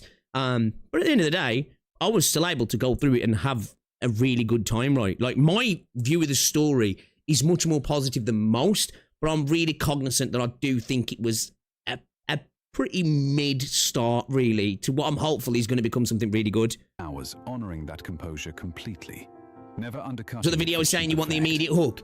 Yeah, but what the video is saying, the immediate hook comes with going at it. You don't necessarily need that, right? Like, they're describing, what is it, the suck they said, as basically what I'm saying can be the hook, right? The hook doesn't have to be drop me in, let's go, go, go, go, go, it be bombastic. That can come from just good writing. It lacked that. That's what I'm saying. It wasn't that, oh, we didn't quite understand the writing. It's just, it wasn't great, you know what I mean? Reaching for a breakdown to prove she has feelings.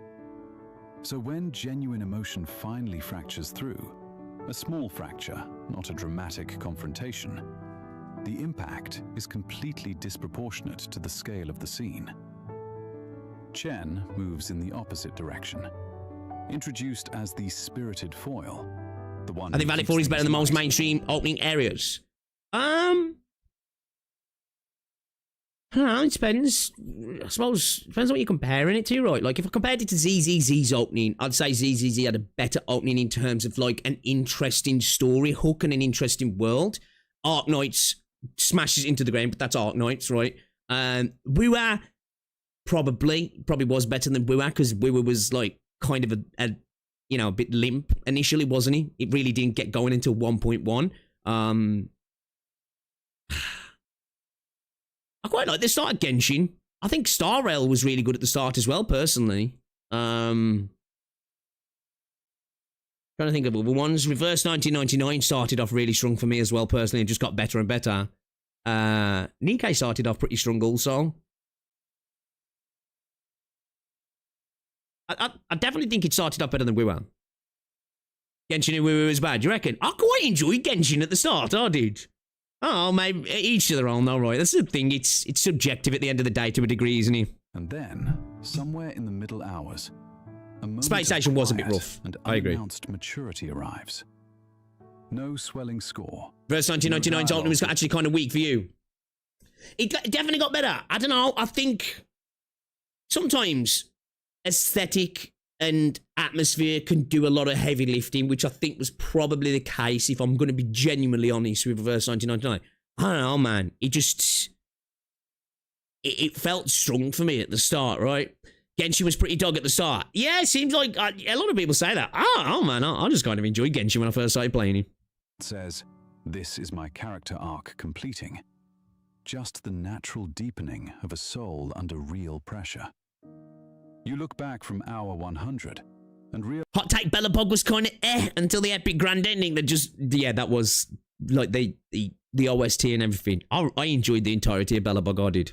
Realize the person standing beside I think it was the writing. is not the sketch you met at I think the it was, yeah, They have become specifically a lot of the construction of the wording around terms and stuff. In it. Like, there was a lot thrown at you in Reverse 1999 at the start, wasn't it? It was a little bit like, I had to, like, reread stuff because I was like, it's confusing me a little bit. Do you know what I mean? I think a lot of gacha games tend to do that. Stopped. With their terminology. There is you. It's boring pussy at Paimon, true. Everyone in this world carries a memory of you as a legend. You have no access to that version of yourself. You move through a world full of reverence for someone you cannot locate inside yourself, walking through other people's memory of who you were, wearing it like a coat that doesn't quite fit. Which it's not something I find massively interesting. It's something we've seen and done before, if I'm honest. I'm interested to learn more about the Endmin. I'm just desperate we get more of the Endmin from Leviathan's story. That Endmin I'm going to be so here for. I'm just a little bit worried we're going to get the Rover instead. I don't necessarily find an interest in like, oh, we learn everything about ourselves through the things other people tell us. And it's been there before, right? Never stops to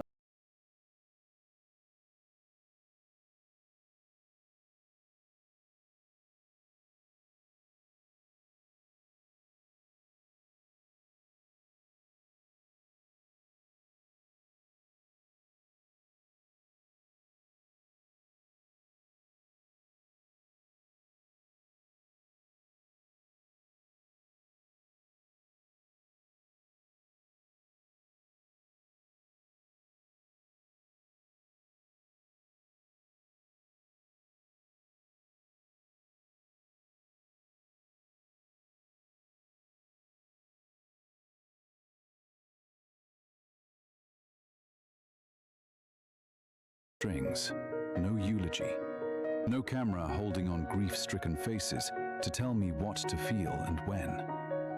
The people who survived did what Okay. Dude's over-ramping this a bit now. Don't get me wrong, the Tartar situation, I felt a bit, right? But it was more from, it's a cute robot with cute emote, and he was like, oh no, as it was breaking up. I still think we're going to see Tartar back in some reincarnated form or something, because as what Neferif said, I don't think that was the end of Tartar, right? But, yeah, dude's gassing it up just a little bit here. Just a little bit, right? people actually do when the world refuses to pause for loss. They stood up, chose forward motion, went back to the machine. Tartar's like watching a puppet die or something. Yeah, proper. It wasn't so much the connection though, was he? So like that's why I think he's gassing up. It's just like, oh my god, dude, you can't kill off the really cute thing, man. That's fucked up, you know? But yeah, I agree.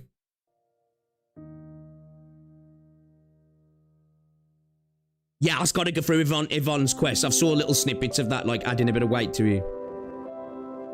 I keep coming back to Wuling. Stand by for Timefall. Dude, it'd be so cool, right? Imagine if you get a Mecha Tartar. The infrastructure and the Monstera plant in the cafe window. 100 hours of color temperature that never breaks. A thesis about civilization made visible in every brick and canal and lantern reflection. That the grid and the garden are not enemies. That building something that lasts is an act of love. That infrastructure is not the destroyer of beauty, but the condition of it. Enfield understood something. Something quiet and specific, and almost impossible to find in this medium anymore. That a game can have a world view. A real one, specific enough to be wrong, committed enough to offend someone, and build everything around it.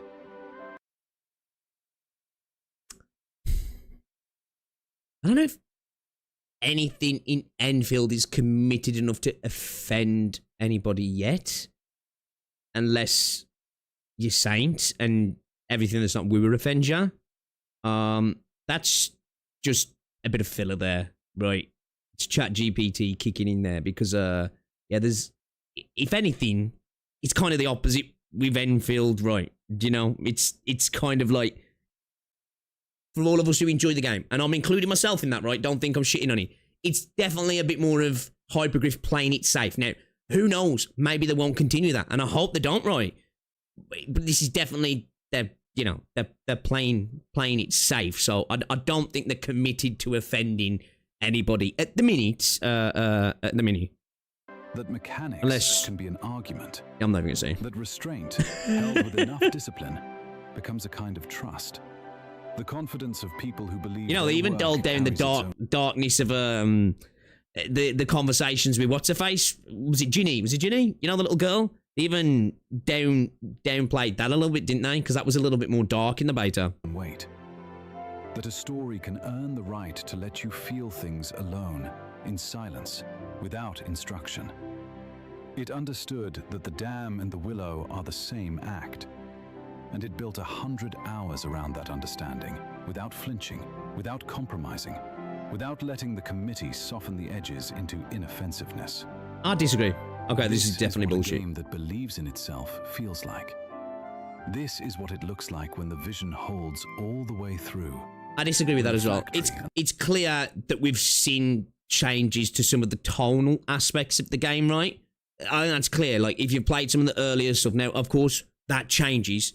But, like, it's not like that's stayed. The game definitely has, and fair play. I don't judge them for trying to do this, right? The game definitely is trying to play to the entire audience, or at least in terms of how it represents itself. In terms of like things like the factory and stuff, and hope we don't get a neutered version of that.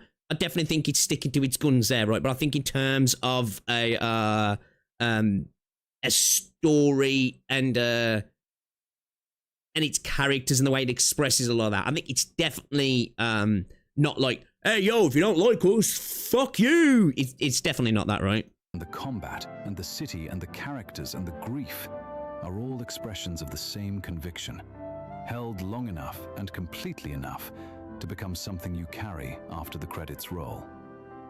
There is another conversation to be had. I love Rossi. About what the gacha asks of this game, about the tension between what Enfield is and the commercial structure it lives inside. That essay exists, but it is a separate tragedy from the one we've been discussing today, because the work itself, the vision underneath, is not in question. This is why it is an RPG masterpiece, in every sense of the word that implies. That's a big statement to make. I really like this game. And I've told you guys about how it gives me RPG nostalgia. And there's things in this game that when I'm playing, it makes me feel fucking great. Maybe in a year or two, I can come back and agree with that. But as a live service game, I can't put it in the annals of RPG greatness, right? Not when you've got, and I'm talking like box price games to compare it to, which is unfair. But like, if we're going to make these statements, you know, I think it's only fair that we talk about that, you know, like when I think of like greats, you know, we're talking like PS1 and PS2 era, PS3 era, RPGs, right? JRPGs, Western RPGs, you know, could it be there? It all depends on how well they hit the story, right, and balance things out, because it needs that story, because fundamentally, in terms of how it plays and the systems and how they develop them, because if it being a live service game, it's going to be held to a different standard. Maybe it could get there, which feels a bit wild to say, but fundamentally, there's a lot of components of this game I really like. I think they've just got to tie it together and evolve it over time, right? Because it's going to, as I say, it's going to be held to a different standard of evolution.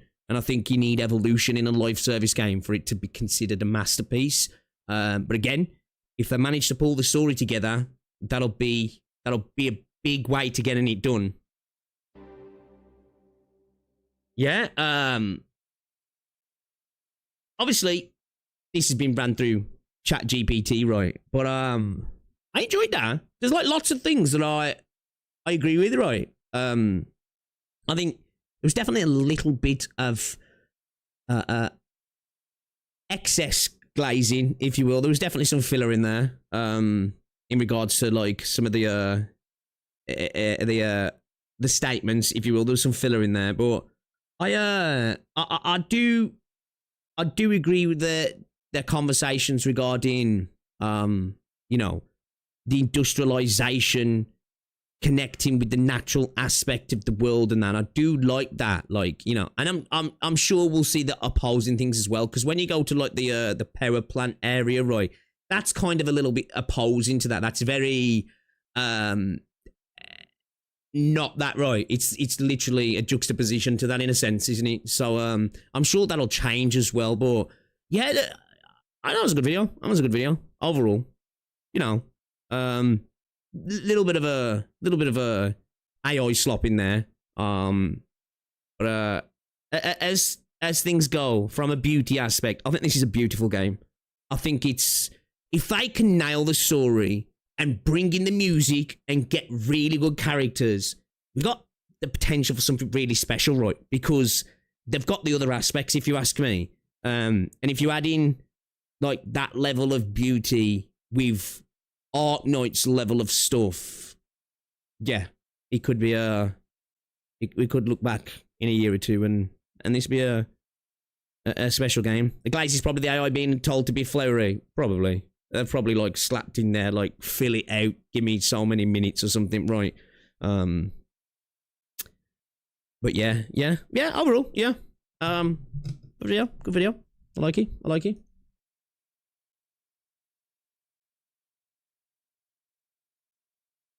Who cares about these people? What's this? Oh, it's funny to roll Saint, man. Not bad. He got the bag. Main takeaway for me was the lack of aspirational sci-fi in the West. Yeah. That's definitely a fundamental part of the video, right? I think that was a core component, right? Because I think specifically that was another connective aspect of where they were talking about, like the positive elements of the industrialization working in cooperation with the natural landscape as well. And I think, I just think in general, it seems like a lot of the time, I think it's just because it's having an industrial and has been having an industrial, fuck.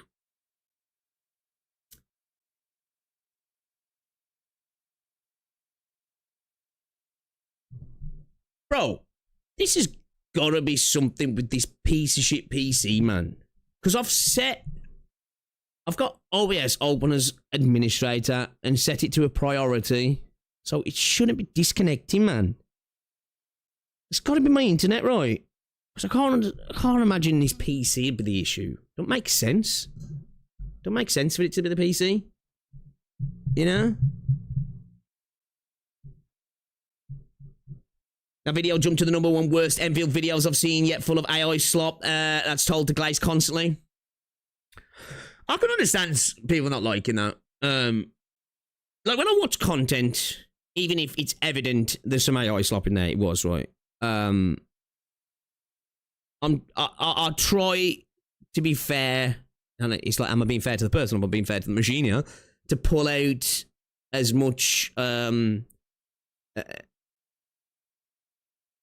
content and give it a fair shake as honestly as I can, if I'm honest. And there was plenty of points that, like, you know, resonated with me, but there was also a lot of, yeah, there was a lot of bullshit in there.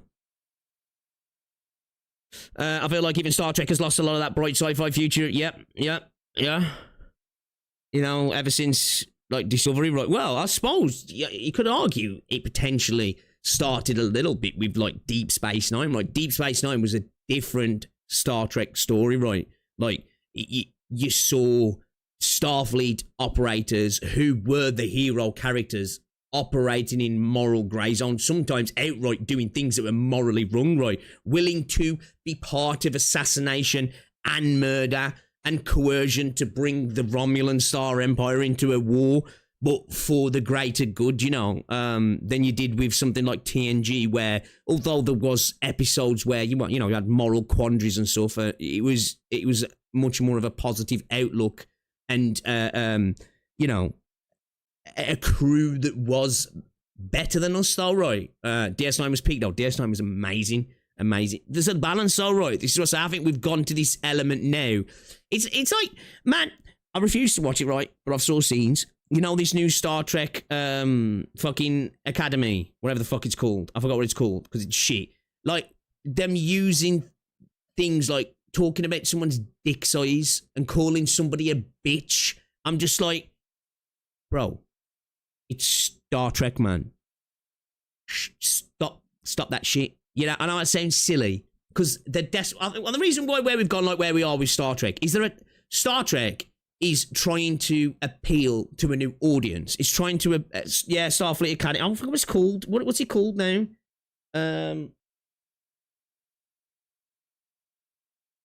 Is it called Starfleet Academy or yeah, Star Trek Starfleet Academy? Yeah. I wasn't sure if that's what it was actually called. It feels like they're trying to appeal to, obviously they're trying to appeal to a younger audience, right? But the thing that's annoying, Star Trek appealed to a younger audience back in the day. Maybe not so much now, but they can still appeal to a younger audience by doing, you know, not what they're doing now, if I'm honest. I don't like it. I don't like it. It's, it just feels like a bastardization of it, like, right, you know, like, even down to, like, I love that we've got modern special effects. I hate, like, the ship designs and stuff as well.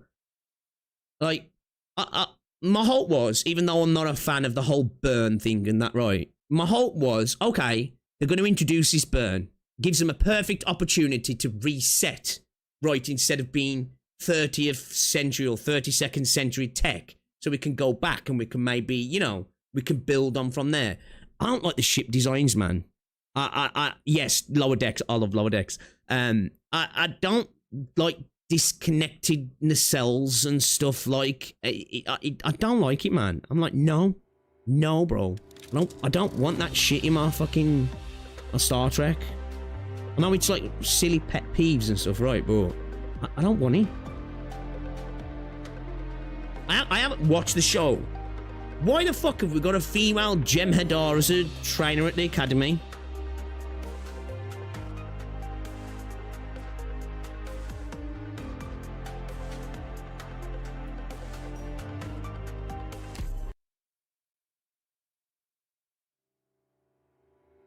It's like... Have we lost the stream again? Alright. Like, because like... If I'm remembering... It's gone back a few years now. I ain't watched DS9 recently. I'm pretty sure the Jem'Hadar are just purely cloned. And there is no females, right? What's the explanation? Have you watched that, Reldon? What's the explanation of her being a female Jem'Hadar with a London accent? Will my Discord be open? You'd like to join? It'll be open soon. It'll be open soon. Faint praise that Starfleet Academy is better than the Discovery at least. What's his faint praise, that is.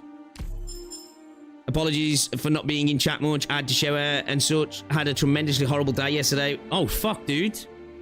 You ain't gotta apologise, man. How's the kiddie?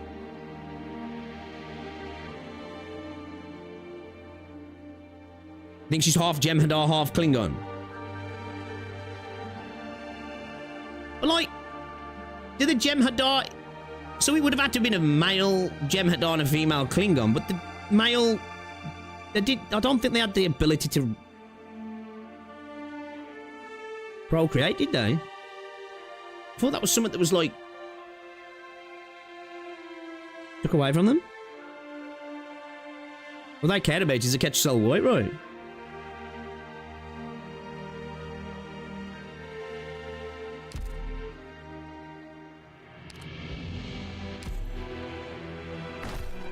I'd be interested to know why.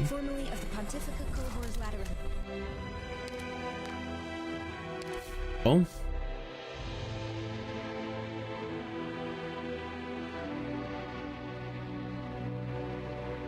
I'm gonna have to look into this. I don't know why he keeps doing this. Bro, I spent $2 grand on a new PC to have disconnects every fucking stream. I don't know why it's doing it either. Does not make sense. Not filled in the blank shirt. My name is Plume. Yeah, I just do you know what I'd like? And this is me being told, Bruno. I want my vision. I would just like a follow-up to Voyager, right? I'd like to see post-Dominion War, Voyager returns, go from there, you know? I don't want to see us going back to, you know, pre-Kirk or like any of that unless it's done really well, because the problem is then you have to start retconning things and stuff, and it starts to cause timeline issues, right? I'd just like to see something follow on from Voyager and that be the show, right? You got Picard. Oh god. I just hope somehow they just say that all of this is non-canon. You know? And don't get me wrong, like, there's been plenty of bad episodes in all of the Star Trek shows, right? You know, there's been some terrible ones, right? You know, OG Star Trek, TNG, like, TNG Season 1 was a bit rough. You know, Voyager had some atrocious episodes. I think overall, probably, DS9 was probably the strongest one throughout its tenure, probably, I'd say, wasn't he? In terms of, like, high quality. Yeah, man. Picard is all we got post-Voyager in it, yeah. I started watching that, I was like, I don't want to watch this. Hey, I just don't want to watch it. See you later. I think the only part of that ever made me smile was, you know, when they went back to the original Enterprise D and they were on that bridge, and I was just like, okay, this is cool. This is fan service, but this is cool.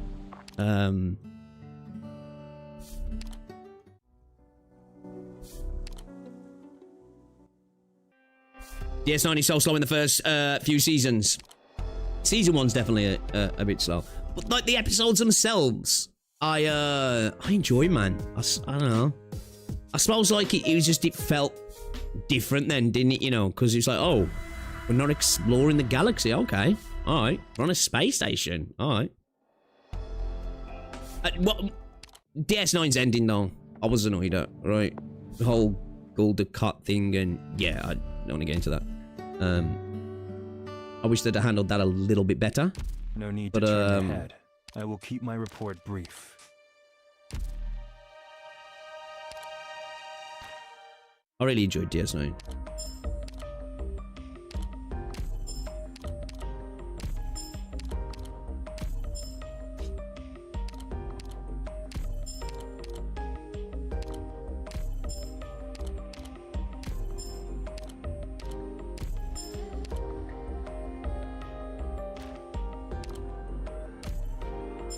Oh yeah, I forgot we bought pennants, didn't we? Alright, let's check this out then. Yeah, that's what I was hoping for, you know. It's like, oh man, fucking Patrick Stewart's back, let's go, and... yeah. Picard Season 1 and 2 are some of the worst TV ever produced.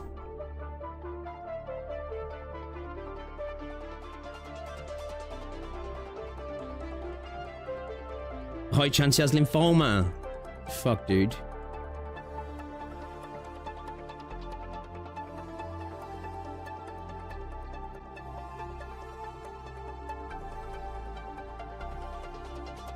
That's blood cancer, right? I'm sorry to hear that, dude. Oh, Babylon 5's brilliant. Babylon 5's one of those shows for me I'd love to see get a remaster. Keep it the same, just upscale all of the acting scenes and give me modern special effects. Yes, because that was like a show that, like, its special effects was a bit shit, right? Because they went into CGI like when CGI was in its infancy, right? So stuff was a bit rough, right, in some of the scenes, right? But yeah, Babylon 5, man. Ooh, that's some good shit. That's some good shit. So underrated, Babylon 5 is.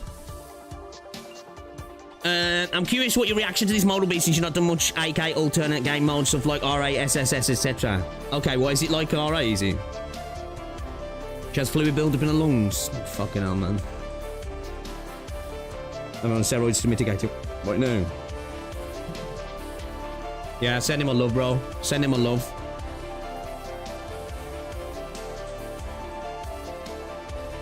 Alright, let's have a look at this. Doctor, enough scratching your head over those spreadsheets. Allocating resources to rebuild Rhodes Island is super important, but behold, my secret weapon. Get all the work done on a little terminal just like you're playing a video game, okay? To rebuild Rhodes Island, we need to send operators into the Barrens to gather resources and establish manufacturing bases. In more technical terms, frontier outpost. Oh, okay. Are we going to be, oh, here we go. You can see all the construction sites here. Now, isn't that handy dandy? I'll show you. This is a frontier outpost. I've selected over here. Also, I've consolidated the outpost resource output efficiency in a real-time dashboard. Tap here for a look. Okay. I feel like I'm going to be overwhelmed here. We're in the Barrens after all, so without poor conditions, each outpost has a resource production limit and a fixed resource type too. Oh, okay. Okay, I'm sure this will make sense as we go. This seems like a lot. Alright, I'll try and stop rambling now. Come on, this baby's my magnum opus after all. Let's establish our first frontier outpost, okay? Give the order, Doctor. I'm not gonna lie, I'm a little bit... We've already sent an advance party into the Barrens.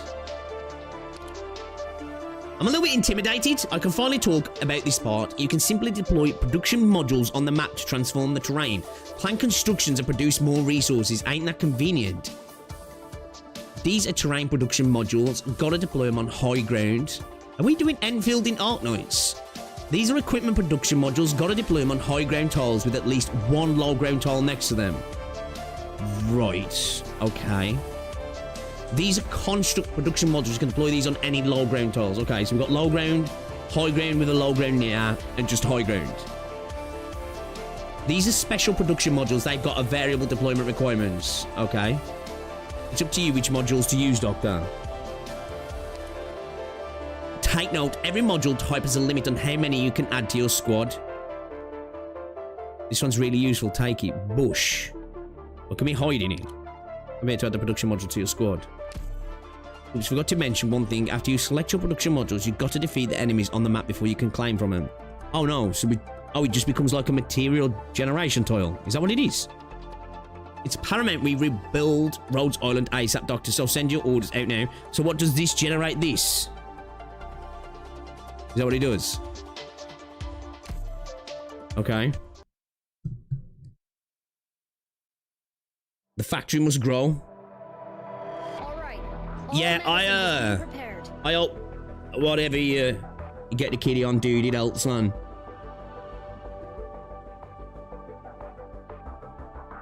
I know the feeling, man. You know, you want to do everything and anything to make him feel comfortable, don't you? Amia, can you hear me? The signal's established. Say hi to everyone, Doctor. Okay, Dr. Closures, the scouts all waiting here, are all here waiting for your orders. Only we're running a bit short on logistics supplies at the moment, so we plan to gather some local resources for construction work. Okay.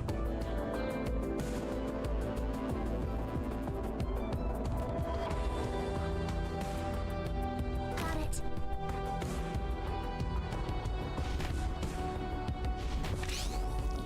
Okay, target down. I think I gained some common XP, mate. Can I... It's also got an elevated tile route. We can also begin terraforming the environment now. Doctor, I think you must have noticed the production module. Yeah? That's right. I've turned our complicated production system into something nice and simple to grasp. Okay. Do they take up operator slots? Oh, is it... Oh, does it actually... Oh, no. Okay. I thought that was actually going to be an elevated tile. Order received. Terraforming complete.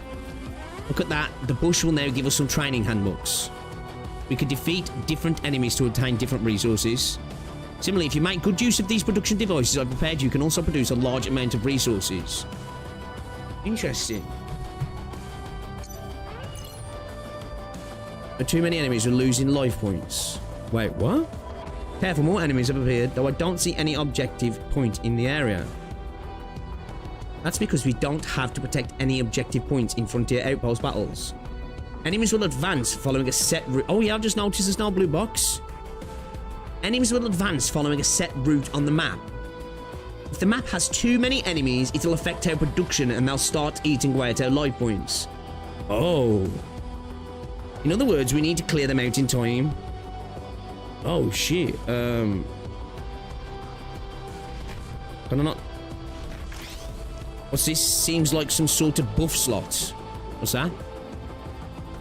Oh, this. On your command interface, you can see these armory plugins. They will bring you temporary buffs. Okay.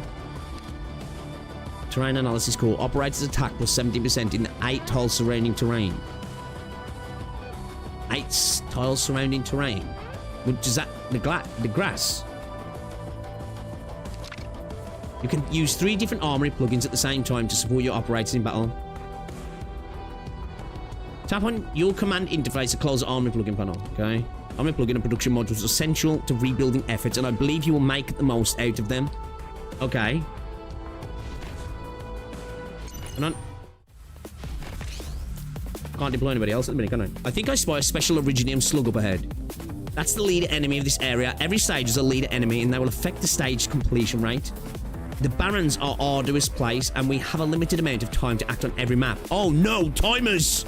Every time a production module is deployed, the leader enemy will be alerted and show up earlier. Okay. Doctor, let's defeat and establish our very first frontier outpost. Night.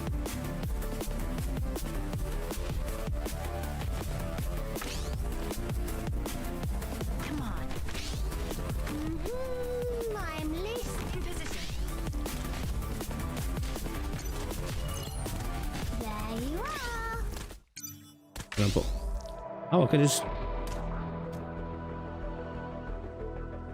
That there, yeah. I'm right here, Doctor. I hear someone crying. Okay. Garden operators recover 1 SP every 10 seconds.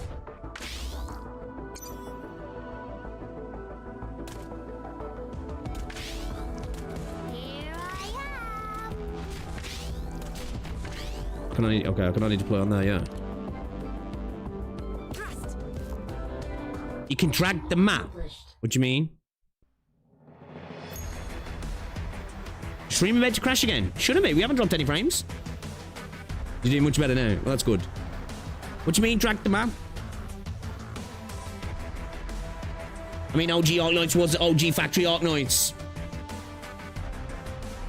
They're extra slots. That's why you can have 2 pages of operators. Sounds like some Risk of Rain 2 music.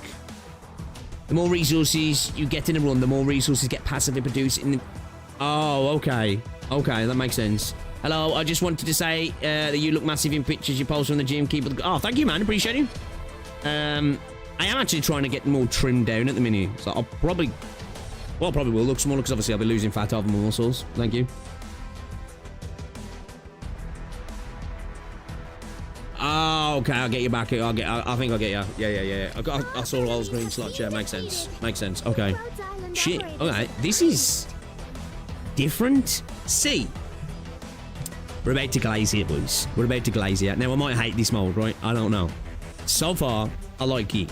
But what I like is, once again, at least for me anyway, because I haven't played RA, so I don't know how comparable this is. It's the continual evolution and changes and adaptation added to this game that just keep making it feel fresh every time you play it, you know? This is what I hope we can see in Enfield. Also, that I do believe probably won't be able to have such creative freedom just because of the style of game. Or if they can do this and implement this sort of creativity and adaptation into Enfield, I think we'll be in for a good time. Because it's one of my biggest positives about Arknights, right? It's this continual evolution of the game mechanics that really make the game change. So, Doctor, my new system's pretty cool, right? Seems like you're getting the hang of it, so I'll unlock more functions for you to try now. Don't make too many, please. This way to the armory, you can see every operator dispatched to the frontier outpost there and call for more of them too. I need time to gather myself. Remember, the manufacturing schedule on your desk was like a brick of 1 PT font. Well, I put it in here. That looks better to work with now, doesn't it? Okay. Happy to check on your resource production. Okay, is this what we're generating from that map we just did? Once you've hit the targeted production efficiency, Frontier Outposts will operate in a stable state and give you the resources we need as planned. So, is it all going to be like account materials from this then? Is that what I'm getting out of this then? Resources are temporarily stored in the outpost. You have to send transfer orders within a limited time period, or the outpost will be jammed and they'll have no way to make any more stuff. Temporarily stored in outposts. You have to send transfer orders. Okay. Time is of the essence, and so is hitting your production efficiency target. Tap here to check how you're doing. It's self-contained. Okay, okay. I was wondering if it was like overall max sphere again. Work hard and get those manufacturing rates up. Doctor, I'll be at the Rhodes Island Plate construction site waiting for the best news of all. Shipments of resources. Okay. Need to make a run that will give you the most materials, and in turn with time the game will give you those materials each hour. Yeah, okay. I think I'm starting to get it. It's going to take a couple of runs, I think, to... Ontario Wells can sadly produce required resources. Well, increase production efficiency. Okay. You can produce resources periodically. Uncollected resources will jam the outposts once they hit the limit. Okay, so we need to remember to collect resources. Okay, that's still producing, so we don't need to worry about that just yet. Rhodes Island reconstruction efforts are progressing smoothly on the new magnetic plane. Resource production. Defeat enemies to gain different types of resources.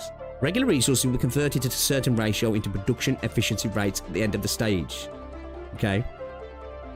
Armory plugins only usable on the stage they are dropped to provide temporary buffs and cannot be saved. Okay, so you may as well... I was wondering that earlier when I was selecting them. I was like, am I fucking up by choosing all three of these at once? Am I potentially consuming something that I could be using on another stage? But no, okay. Production modules. Enemies will only drop production modules that are already added to the squad for the current stage. Okay, so do these only start appearing then when we've killed enemies then? The modules. Deploy production modules. Deploy them in two different ways. Tap on the module and then on multiple tiles. Drag and drop module onto tile. Okay. Life point deduction. Some stages do not have an objective point. But life points... Oh, so do some stages actually have a blue box then? Remedies on the field exceeds a certain limit. Okay. Enemy leader appears after a certain amount of time has passed away. Every production module deployed on the field will cause them to spawn sooner. So if you want to get them in early, spam them out then, I guess, if you can. So far, no blue boxes. Okay. This game mode is very fun that you understand. Yeah, it seems like it's going to take me a moment to get my head around this. What I really like is how easily you can level up your units while just replaying the stage of them. Okay, then, so... Because I did hear some people saying that they liked about this, it was getting them to use older operators. Okay. Can be added to the squad from the start. Okay. Can be trained and added to the squad after dispatch. Okay. Can only be trained and added to the squad as a support operator after dispatch. Dispatch operators can activate co-op buffs, but support operators are unable to do so. Now, there's a lot here. Obtain buffs after deployment. They might attract enemies as well. Defeat enemies to obtain resources. Production modules can be combined to spawn new types of modules. Oh. Interesting. Okay. Just Arknights can progression and gacha inside of Arknights. You can use unowned operators there, yeah. Okay. Okay. Yeah, the balance between enemy spawn and how you can handle. Urgent targets. Multiple completed missions claim for rewards. Let's get them.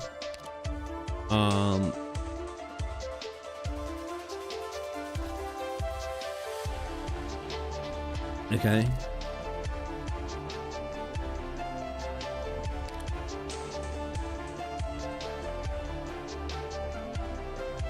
Level 35.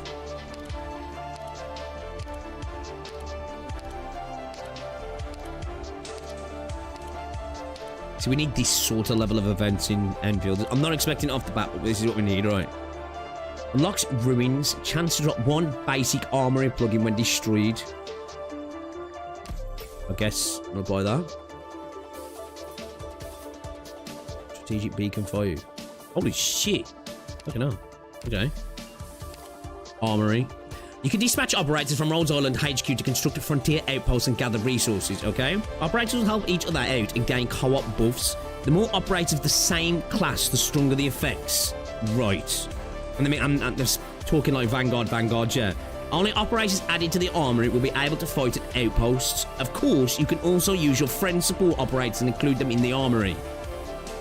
Did you notice, Doctor, that operators here have different levels than usual? Manufacturing is no regular combat drill, so operators need to go through training. Tap here, okay. Here you can train operators on manufacturing. How TOS and raise their training level. How to's, I guess. Operators at higher elite ranks will require fewer materials for training. Okay. What? Operators higher elite ranks will require fewer materials for training. At higher? I've also prepared some special rewards. You'll get rewarded every time an operator is promoted. Can I... What am I going to be using? E2s? Here the levels of every skill of an operator will be considered as a whole, and increasing this level will boost all of their skills.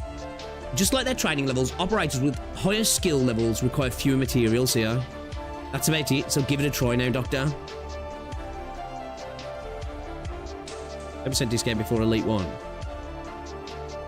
10% discount before level 7.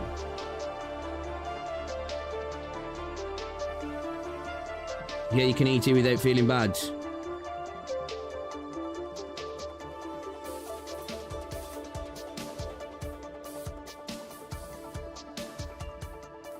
So what? Do I have to max out and then E1 just like I would normally? Is that what I'm doing?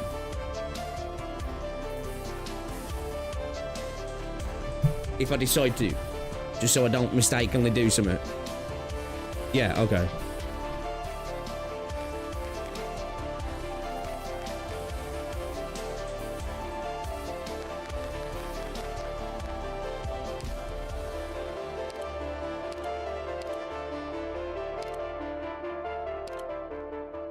Oh yeah, we're gonna level up Cruise a little bit then.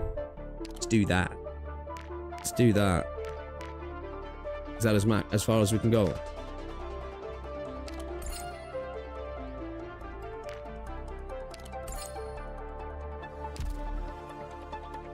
Do pulls. Oh.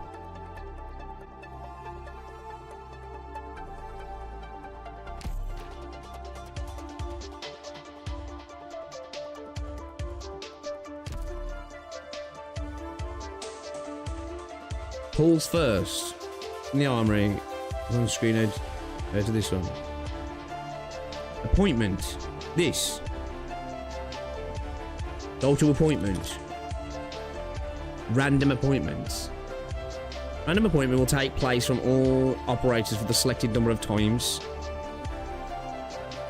Specialized appointment. Exceptional appointment. We should just do 10.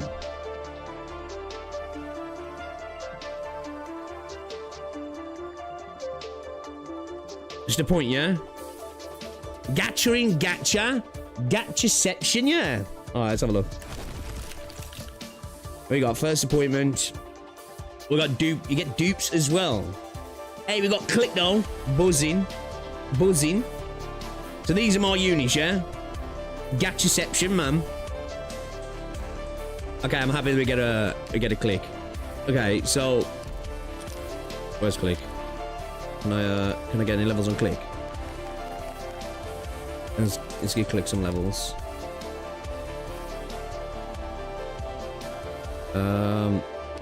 We got courier as well. Arene, Matterhorn. I've got enough to slap a little bit into lava. Oh, lava's at 11. Well, I think we're so.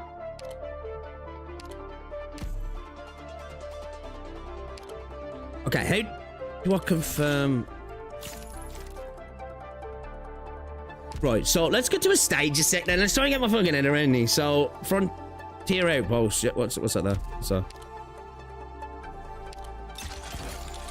Okay. So that stops me blocking my shit up, yeah? Okay. Alright, let's go. But does the pity carry over? Okay. Interesting. Reach a bay and deploy a surveyor on it to turn it into an original mine. Oh no.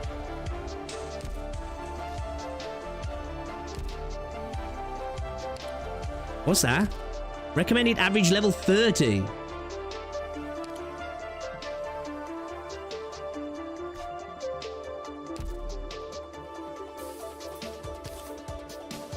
Now I'm used to doing stuff underpowered in this game. Let's take lava. I don't have the surveyor yet. I'll go. Let's take her instead. Take Cruz. Take Jessica as well. Take lava. I mean, that can work, right? Let's see. Let's see. Oh, I think. Oh, I thought these were support slots. Oh, okay. Oh, cool, cool, cool, cool. I never use this Arene character, so let's try them out. Or Conviction, actually. Should we use well for those? Fuck it, yeah. The fuck is this? It's like something out of One Piece. Okay, selected module will drop at random. Okay, so can I add? Okay, so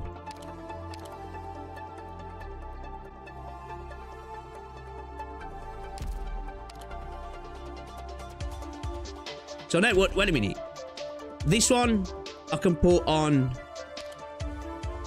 How do I look at where I can put it?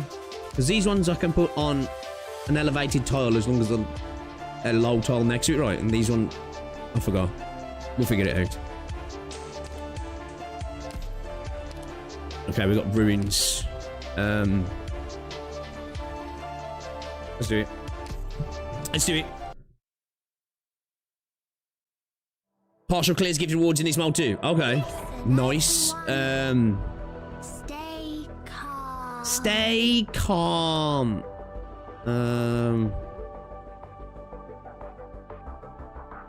Leave it to us.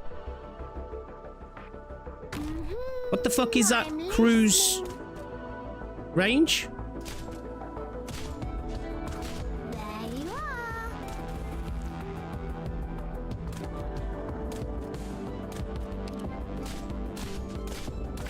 What's the deal with this thing then? Increase the attack of the next attack to 140% has a chance to instead become 560. Blocks one enemy. -2 deployment time. I fucking know. Cannot block enemies. Attacks strike twice and deal 100% attack as physical damage. Launch range attacks that deal 80% of normal damage. Okie dokie.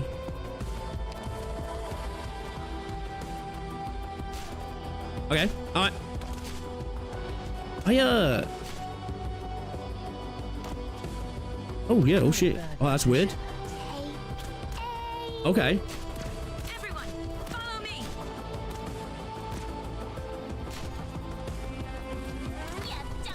Yeah, Joker! I don't think that's just a good idea. Oh, I remember his artwork now. Yeah, I've seen this geezer.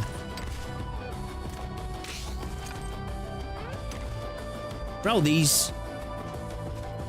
Wait, these are different, right? My attack ranges, or is it just because of the levels? Am I tripping? It's not great positioning, if I'm honest. I'm not gonna lie.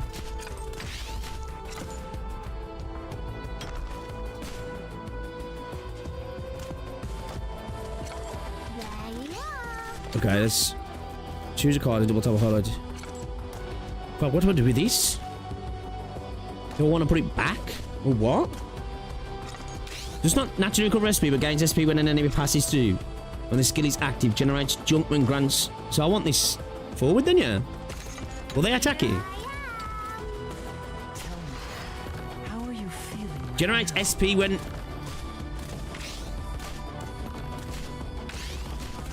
Okay. There you are.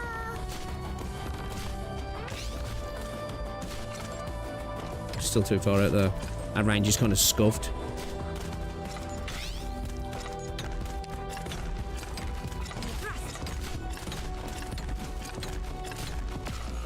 Oh shit. This is the place. You think you're What's his character? Oh, oh no. Oh, I think I remember seeing this character.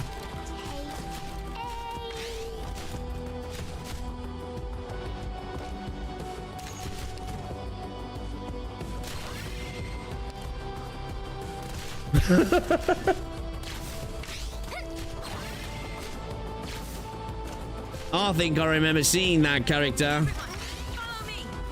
Mistakes were made, chat. Mistakes were made.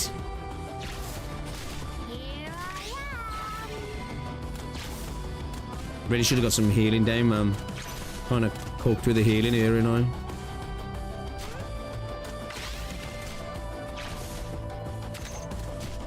On my way. Fuck, I shouldn't have put that there. Not gonna lie. Let's take it slow. It's safe here.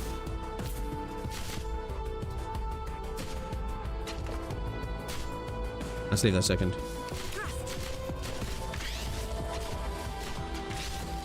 Oh shit. That's alright, we ain't gotta watch it, have we? Panicking there then.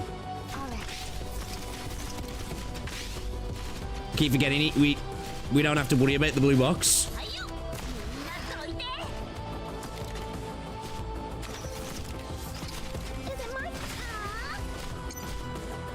Not a bad. Foot roll there, shall we? Come on. This feels weird being able to drag around the map. Freeze.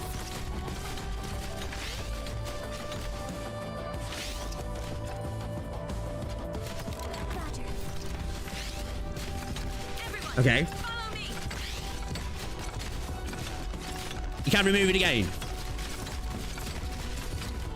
Gains SP when infected creatures are defeated. If said creatures are defeated within its attack range, gains double SP when the skill is activated. Grants a small amount of training handbooks and strategic beacons while generating several Originium slugs on surrounding tiles. I think I'll leave it there if we can get away with leaving it there. I'll show them what to How are you Well, feeling? are we losing, what's it here, though? Don't be Oh my god, there's a lot of dudes. Hurry up. Definitely prove Uh-oh. myself this time. You'll pay for that. Hurry up. Game over for you. Grammys, what? I like the music switch. I'm right here, Doc. You won't believe in me.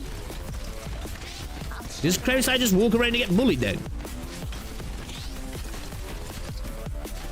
Oh, it slows down as well when we drag things around, yeah.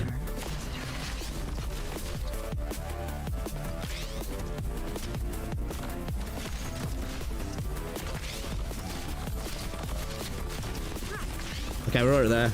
I'll show them what I can do. Yeah, definitely get rid of this conviction character. Fuck that character. Stupid ass looking thing. Don't be a heal that wound in no time. I'll show them what I can do. What's this here? What's this tile here? Can't save you. Oh, we can put that there as well. Yeah, let's probably put that there, right? What's that? Does not naturally recover SP and periodically deals damage to allied units. Once a certain amount of total damage being dealt gains SP. When skill is activated, generates blood amber on round tiles and drops a small amount of skill hammer. Does damage to allied units? Probably one. Hold up. That's a range. Not there yet? What? My turn. That's I hear someone. Oh, it does quite a bit of damage here. Oh, fuck. I don't know if I wanted to do that. Oh, me. I don't know if I wanted that, chat. Can we heal that? Not really killing any units there, am I? Maybe there. What do I do with this? Does be out time but loses SP whenever an enemy passes through. When skill is activated, grants a small amount of training hammocks. Do you want that out the way then? When you shoot, it turns its own tile into an outpost of global high ground units with the chance to drop basic armor in it. Freeze! I know what I'm doing with half of these, man. We're winging it here, chat. We're fucking winging it here, chat. We're kind of winging it. Heal that wound in no time.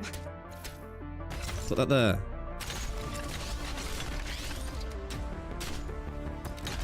I do want that out the way, right? Recovers SP over time, but loses SP whenever an enemy passes through. When skill is activated, grants a small amount of training handbooks.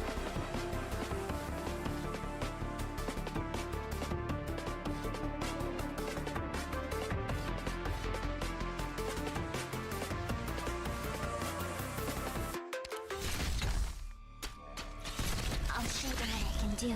Might want to remove some of your spawners. What do you mean?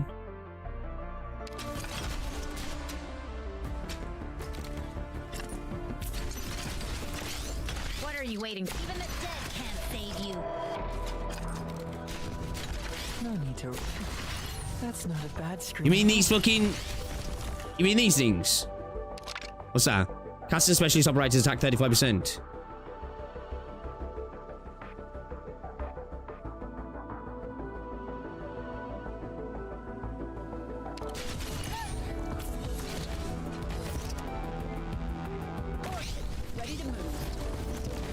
You want SPA? Oh, right, okay. So I want to make the way, yeah? I'm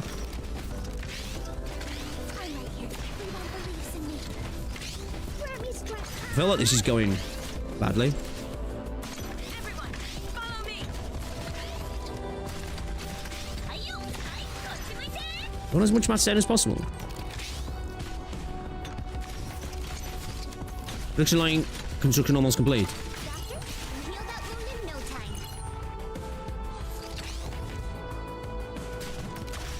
Thank you, isn't it? 10 more training handbooks on my deployment. Every flower bush restores 1 HP per second to all operators. Oh, okay. I want more of these, then, yeah? Or not? I'll get a little bit crazy with those. Who do we just lose? Oh shit, oh shit, oh shit.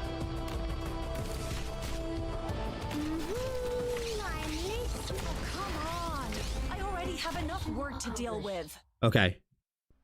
It's kind of winging it there. It's kind of winging it. Yellow spots are good. That means interaction with the neighbouring tile. Right, okay, okay. I saw that. Yeah, I was just thinking about keeping it out of the way. Okay, alright. Okay, I'll get that, I'll get that. You can treat the wet floor sign if there's too many enemies. Oh. Why? I need to look at what the sign does again. Why would I want to do that? What does the sign do exactly?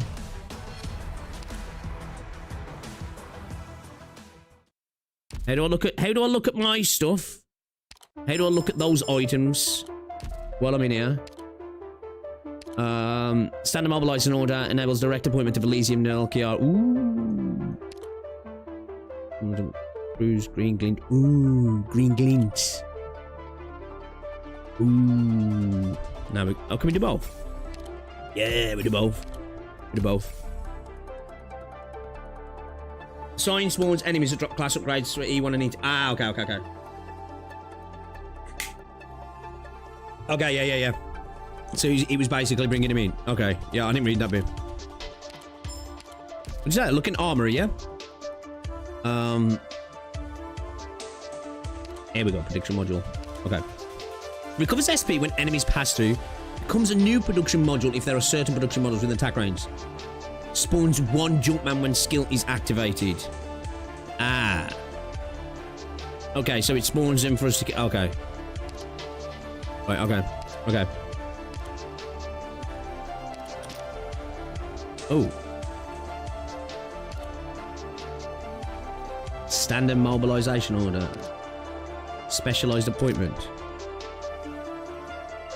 Ooh, I see a big boy in there.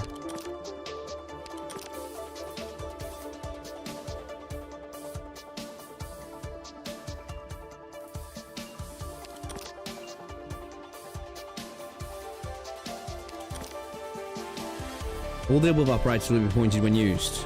Oh, shit.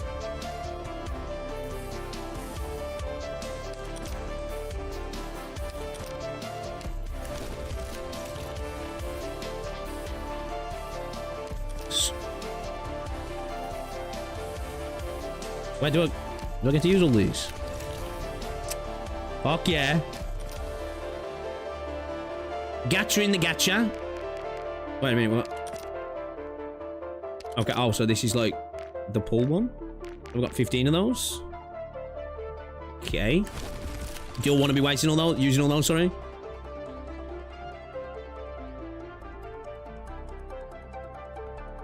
Okay. Give me mountain. I'll take that though. I wanted mountain. Alright, let's have a look at that co-op buff then. Okay. Let me just back out here a second. Right, okay, cool. Oh shit, didn't mean to do that. I like the music as well. Oh, so far, I'm kind of liking it. There's a lot to get my head around at the minute, right? I feel like I'm getting hit 6 ways from Sunday here, but I'm kind of liking it.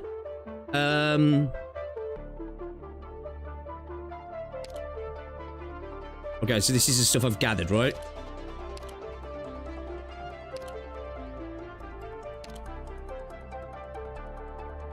I might slam in eggs here. Cruiser Green Glint as well. Got Nerl also. Sure! Need point goal now. I feel like Paprika might be useful, yeah. I feel like we're gonna get Paprika leveled up a little bit here, boys and girls. I feel like a cheeky Paprika action. I don't know if I want to go too hot onto, like, individual units, though. You know? Do I want a bit of horizontal investment here or vertical investment on a couple of units?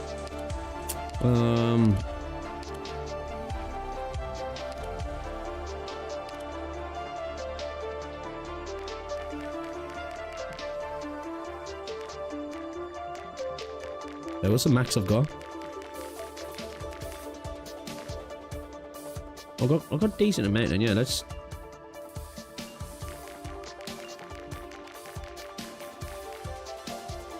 Level 20 be alright, right?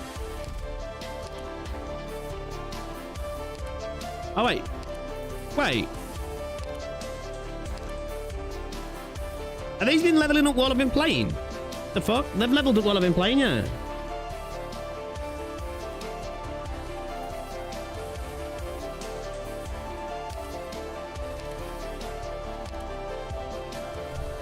Okay, cool. Alright. So it's more for like leveling up units. Well, ones you want to top up, I guess, and ones you want to bring into the squad, I guess, to catch them up, I suppose.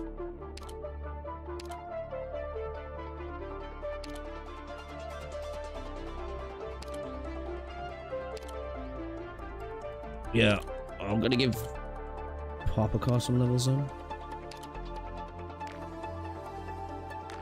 Just give it 25. I feel like should be useful. Okay.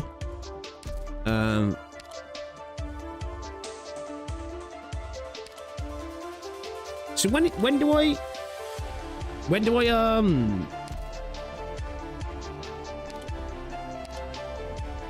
was it I was needing? Was it I needed to actually deploy a surveyor? I haven't got one of those, have I yet? Is that like reason to go back to stages then, I guess? Surveyor. Okay, I don't have... Oh, wait, I've got a surveyor. I've got a surveyor. And what? I've got to deploy that on... Put on surveyor on... Rich Vein. Is that the Rich Vein there? Or is that the Rich Vein?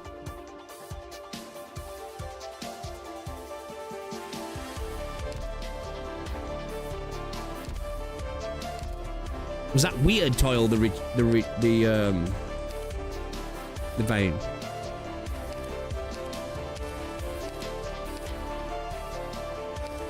Yeah, a bit of AoE wouldn't go miss.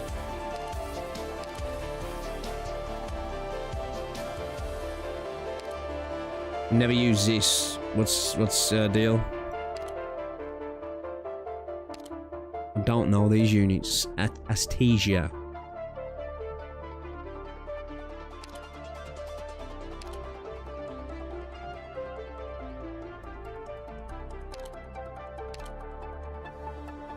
Deals arts damage.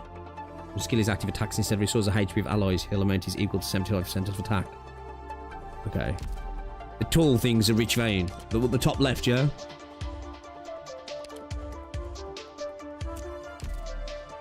I'm just chucking a bit of guitar now.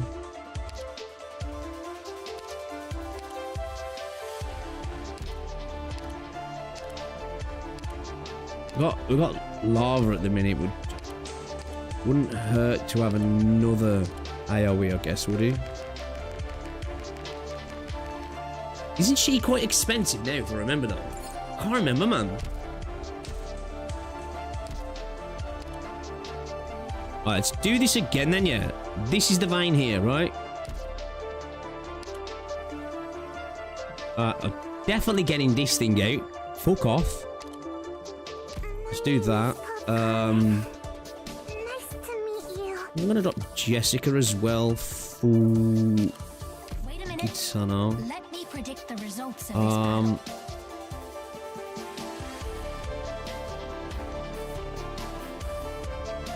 So we played deeper this time, right? At the same time, though, I suppose in a way the game tries to encourage you to deploy forward, right? To try and kill quick as well, right? Because you don't want too many enemies on field, but at the same time, having a bottleneck will help as well, right? Yeah, let's go with this. I want this in, don't I? Yeah. Alright, let's do that then. Alright, let's go. Pinecone is also really cool, Charlie. Skyfire is good as well. Okay. Let's go. Keep an eye on my back. I'm out. Is this the vein? Reach vein, okay.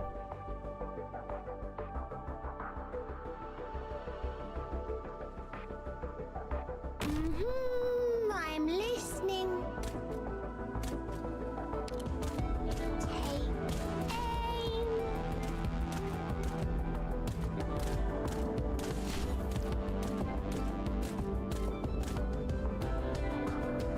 Trust.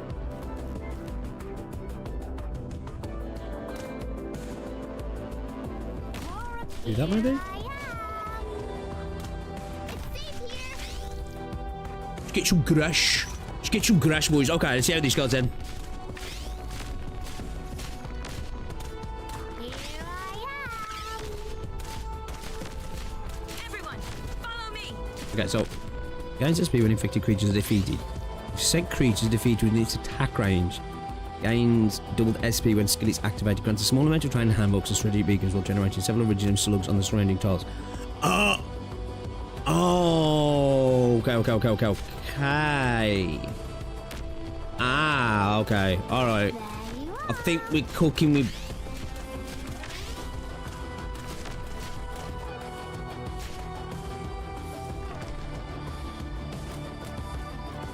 So, when an enemy passes through, when skill is activated, okay, so it generates a Junkman then. And I could just pull these out, can't I? So I can put that up there for now. Trust. Right, maybe bringing one of these here. My turn. The flying chariot. So that'll make a Junkman pop up in a sec, yeah? When an enemy passes through, right? Ah, okay, off. There you are. Thinks me is getting it now. Thinks me is getting it.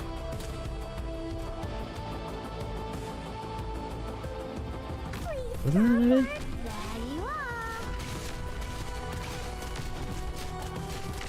Everyone, follow me. Okay.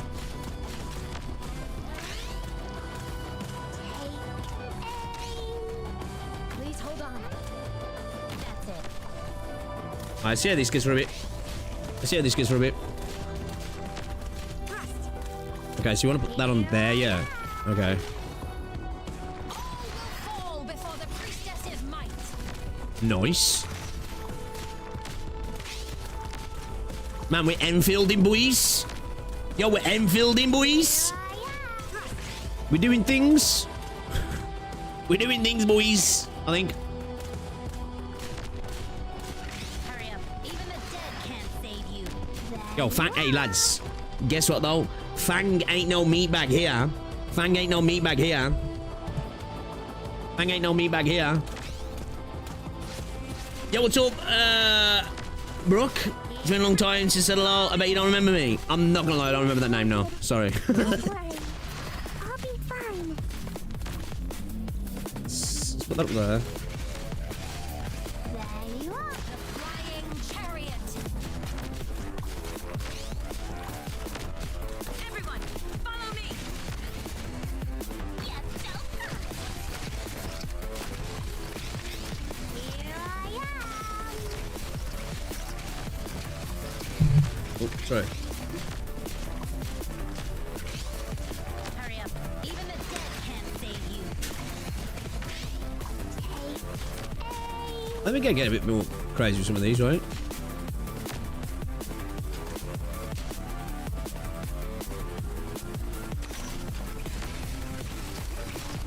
They're being too mad. Alright, fuck off. Pretty sure it turns into its own tile out by the blood of high ground units. Oh! Oh, wait, so... Everyone, follow me. There you are. Can I attack it myself?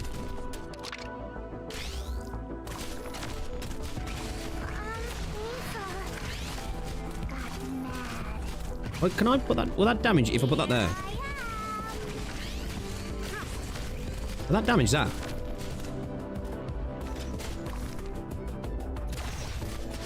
Lighter, the flying chariot. Here I am. Game over for you. I guess not, right?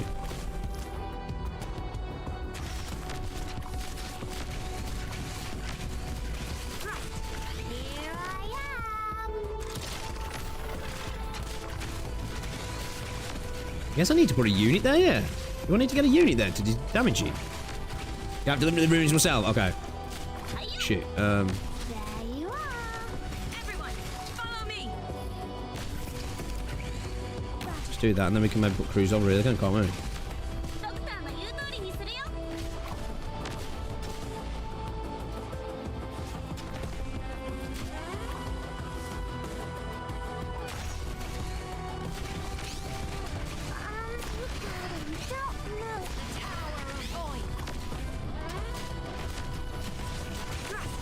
Even the dead can't save you.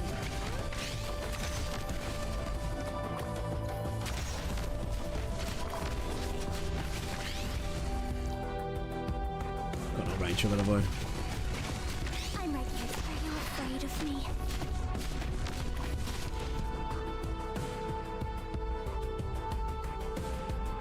So I just want to...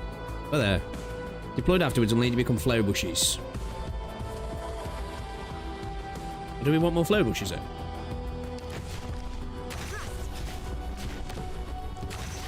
Is that not giving me any benefit then? Okay.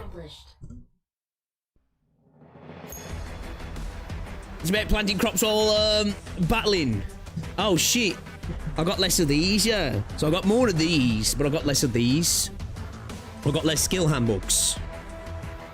Okay. I was very impressed by everyone's performance. 2-sec shot. It was fantastic.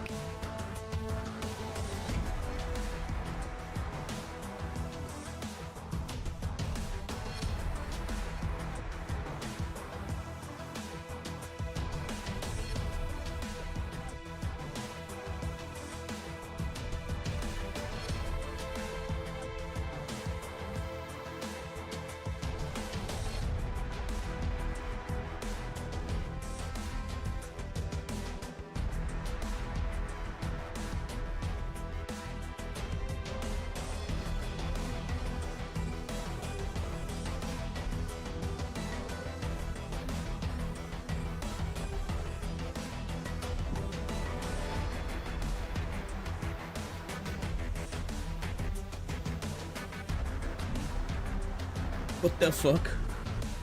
Someone says Saint was mistaken for a football when he was born. Probably participated in a football championship.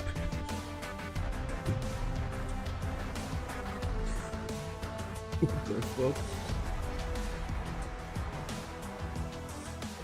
It's basically mini RA. Okay. It's kind of making me want to try out RA now. It's making me want to try out RA. Okay. Wait. So we haven't maxed this out, right? We've still got more we can do there, yeah.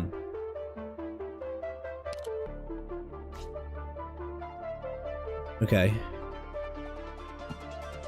When destroyed, it turns into its own tile into an out possible program. Units with a chance to drop basic armor and plug-in. First survey on it to turn it into an original mine that produces packaged cores. Hold up then. Collect things. Give me the stuffs. Give me the stuffs. Give me them as well. Let's gather my resources. Alright, it's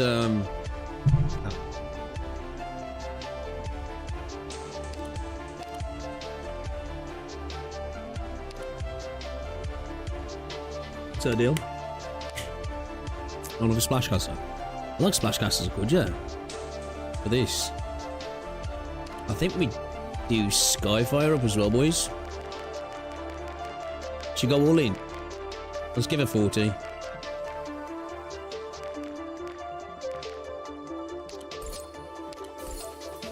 Oh, you can get skill as well. I need to get this cruise.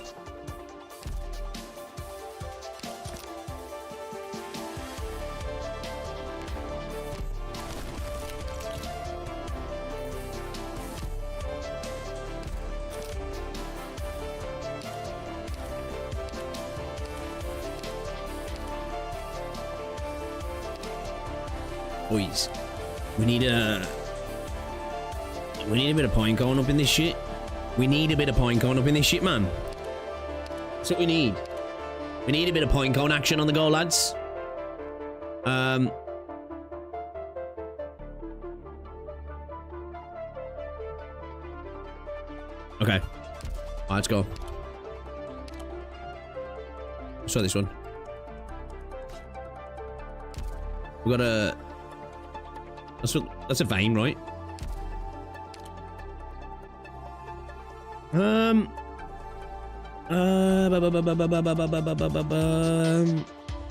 we drop Orchid? Nah, Orchid. I feel like Orchid's actually gonna be useful, but let's get Skyfire and let's drop Buddy Boy over here. No. We drop for Exia. Follow your orders.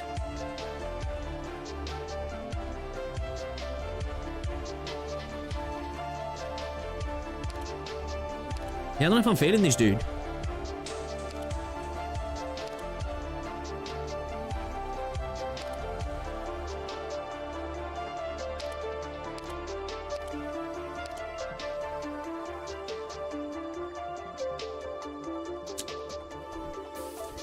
Fix E0 Gaming. Alright, sweet. Let's go.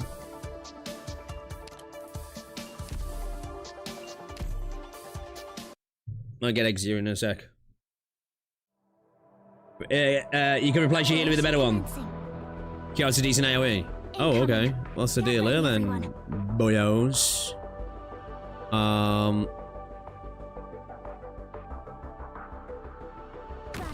Fucked up range, bro.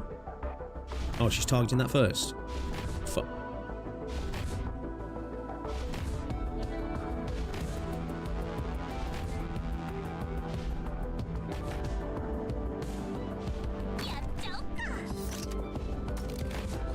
I suppose it's going to give me another... Is that going to give me another elevated tile, though?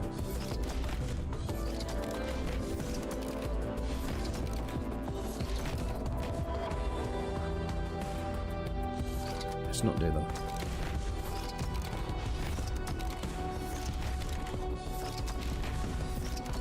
Might have fucked up here.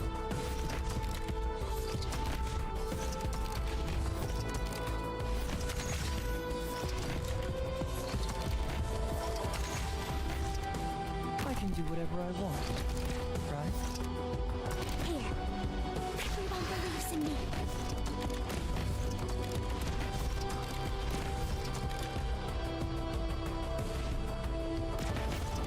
Range kind of funky though, bro.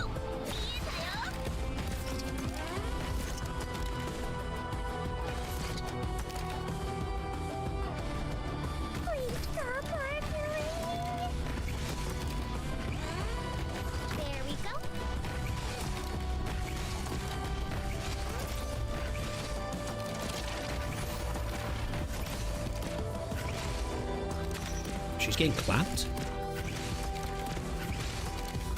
Man, them heals are sucking dick, bro.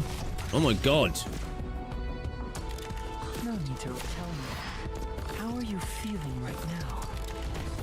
Them heals do be sucking now.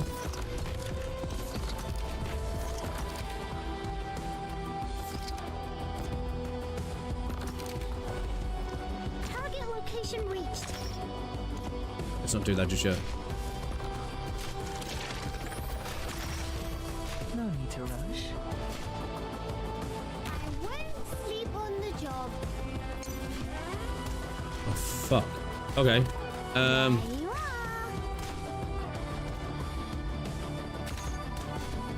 are. Shit.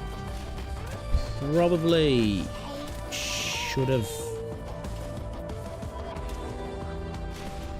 Can Cruise hit that there? Let's take No. it slow. Slap it in front of her, maybe? Yeah, let's do that. I'm right here. I know what you're thinking. Take aim. Hey. Fuck.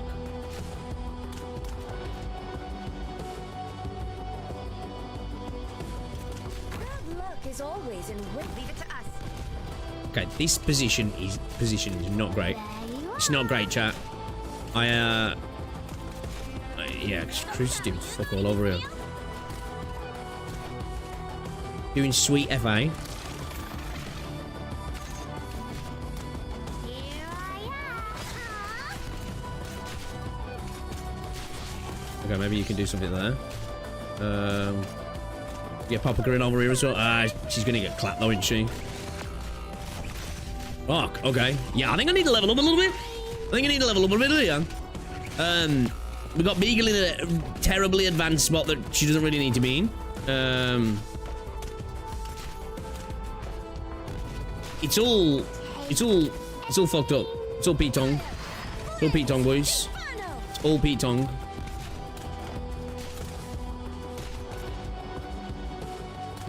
Not resist. That's not great. It's not a great one here, guys. Not a great run. There you are. Not a great run. When operator deals damage again, 1% HP defense, max 15% until armor plugin is replaced. Operator's HP plus 90%. When an operator deals damage, they gain 1% HP defense, max.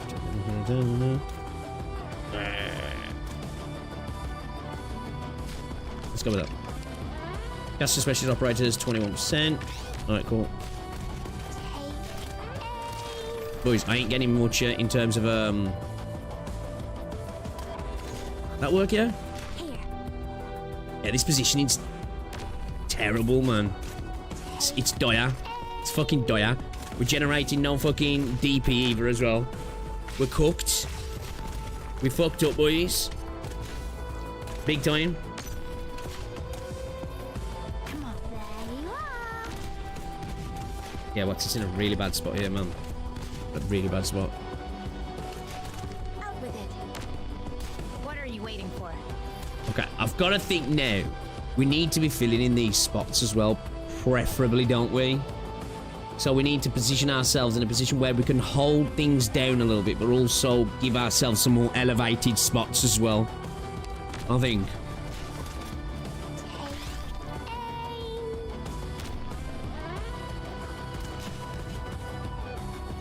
Doctor?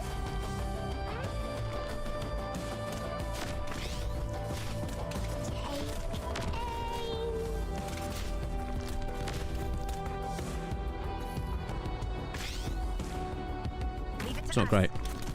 My turn. The flying chariot.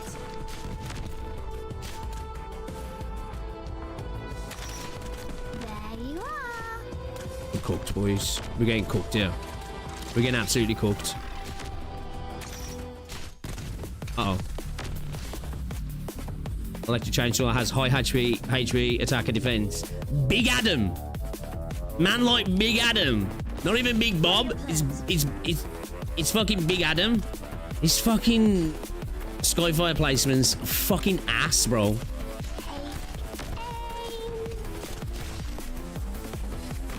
stop hurting me.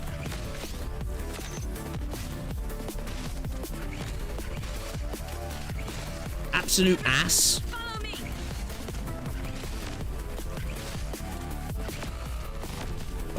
Here I am. Yeah, my position is so terrible here. Get some shots off there though.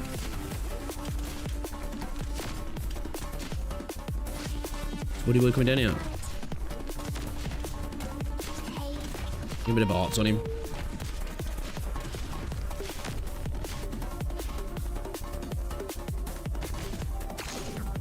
Doctor?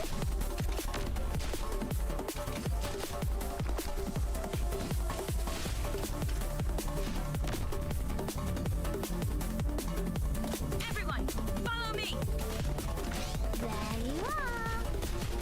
I'm not too sure how to use those. I'm not gonna lie. I'm a little bit unsure how to use them. These red things here.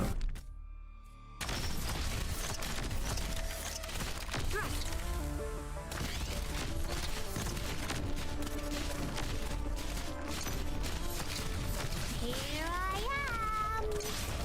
Here, Ah, okay. That here's someone crying. does that actually do anything to him? Everyone, follow me. Take aim. Good luck is always in waiting for the weak. What are you waiting for? We're a bit cooked here, boys. We're a little bit cooked.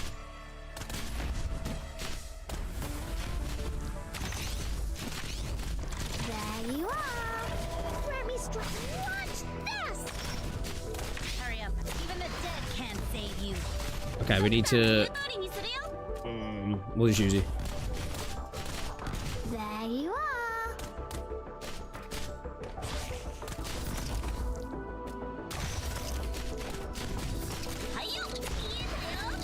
Hiya! What are your plans? Get some heals over here as well, actually, really, don't we? Forgot about these fuckers. Yeah, this is just a mess through and through, boys. We're just winging it at this point. We're just hoping and praying for the best here. Just hoping and praying for the best. It's not going good though, bucko.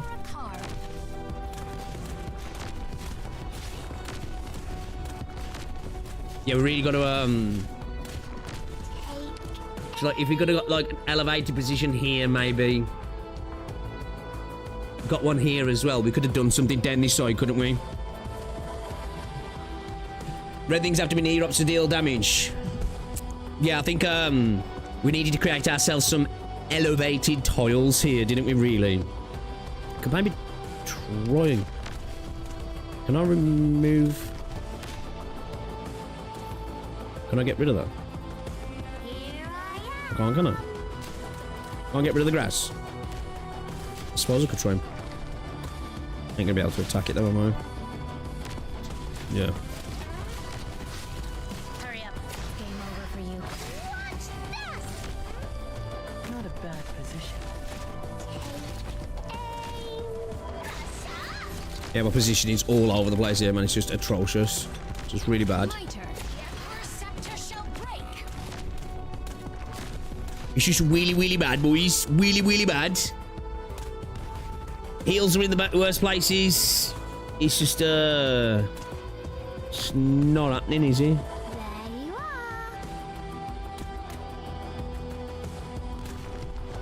Please stop arguing. Sorry, Papa Car. Sorry, Papa Car. I'm right here, Doctor. I know. Yeah, can't reach them there, can we? There you are. They still give me... Oh, they're maxed out, so I don't need to waste on those ones then, yeah.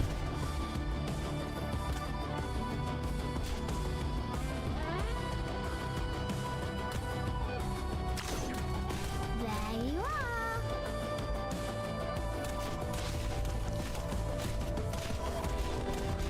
Oh, wait, she attacks the Originium as well. What are you waiting for? Game over for you. Okay, that was poor. That was poor. That was poor. Match-wise, though, not terrible.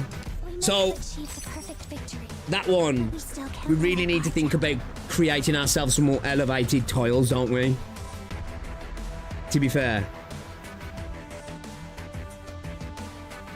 Using those things that damage ourselves, we just need to do that in cooperation with the healer as well, don't we? I quite like this mod though. It's definitely feels different, that's for sure. Definitely feels different.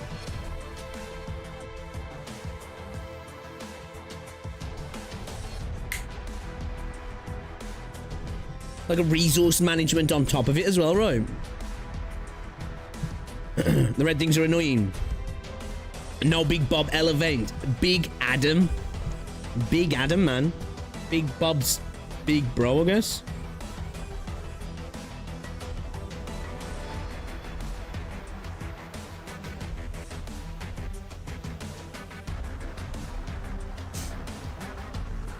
Fucking hell, man.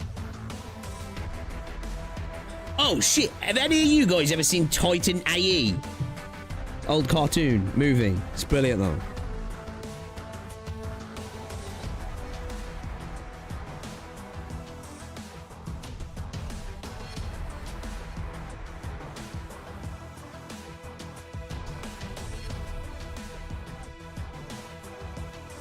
Oh, rip click, you know.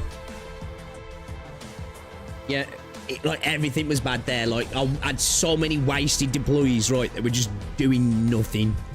Bad angle, bad position, everything.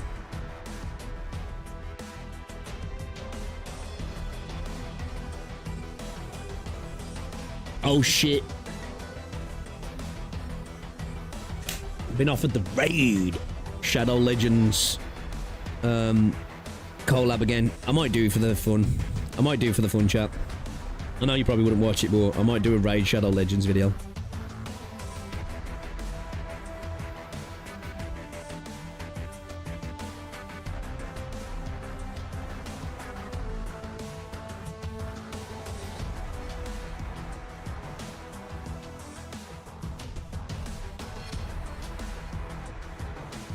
Do it, fun Enfield.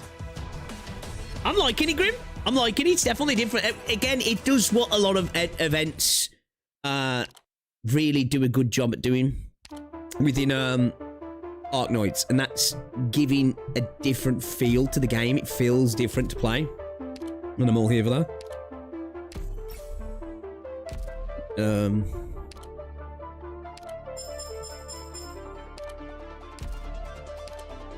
Ooh, hold up 2 seconds.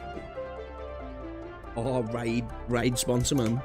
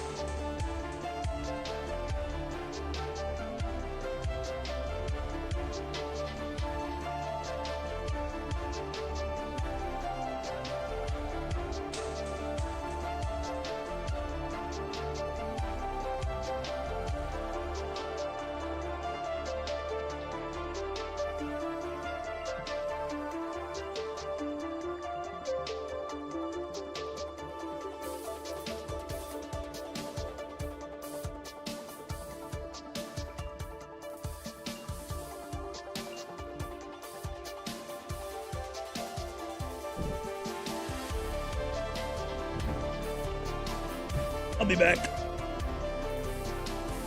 My pillow was suffocated under that all this time. Hey! Hey!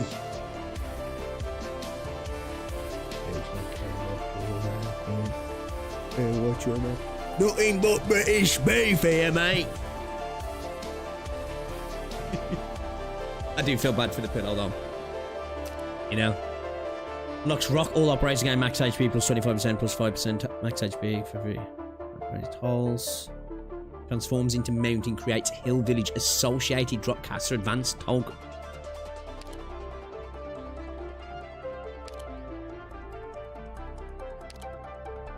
Support limit. This sounds cool. Locks woods. All operators gain attack plus 5. Ooh, that sounds cool as well, actually. Enemy limit plus 2. Oh, yeah. Does that mean before we start bleeding?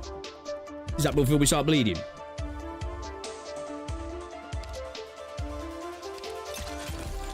Okay.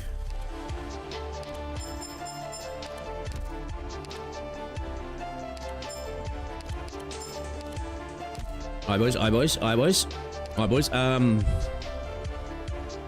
I think we're fine now with just some positional changes, right? I think,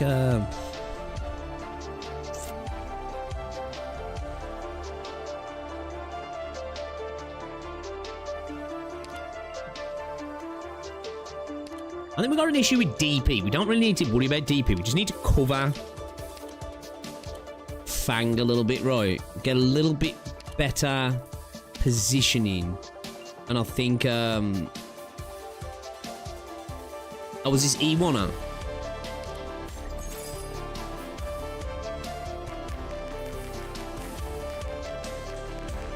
Okay, so everything's condensed down then, yeah. Okay.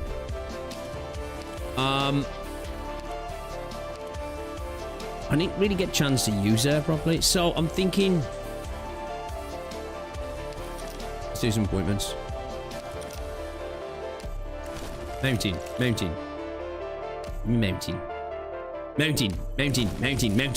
Ah, okay, not too bad.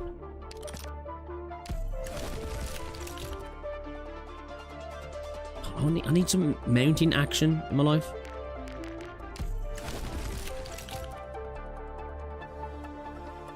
Ooh. Bit of metal DP action. Ooh. Alright. Let's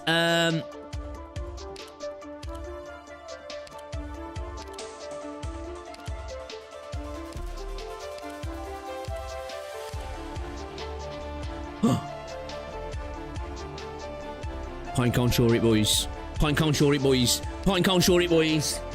Hey, lads. One day, we're going to show Dr. P the real power of the Pinecone shore maxing. You know? Anyhow, he's good in this node. Yeah, I guess so, really, when you think about it.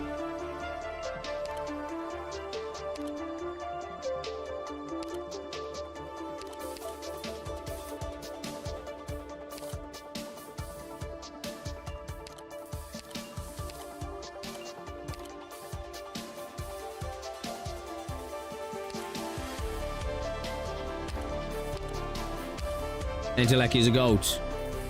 Yeah, she's probably good, yeah. Right, so...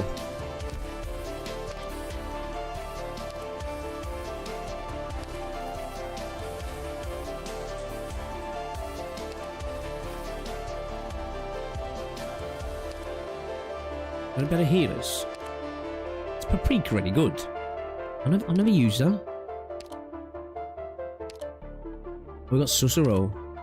We got Perfumer as well.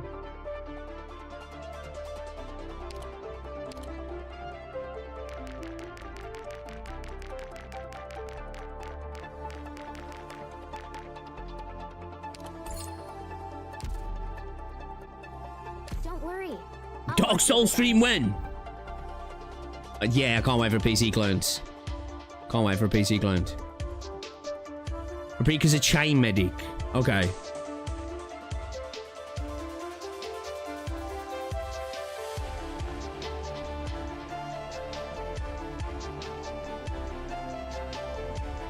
feel like we can drop crews. I feel like we can drop crews. Ooh, interesting. Yeah, use her. Never used her. She got a big ass range, right? It's like really focused, but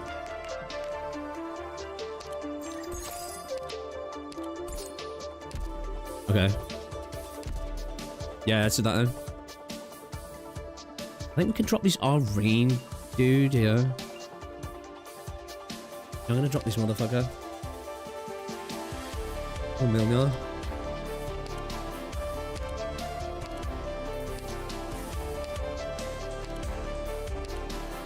I'm like throwing Vigor in, man.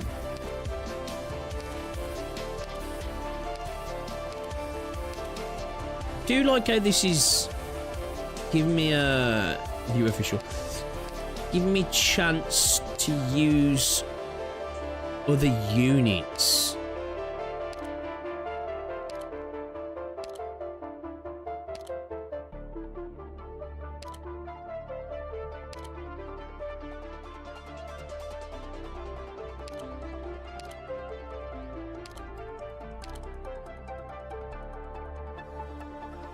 Oh, she gets camouflage as well.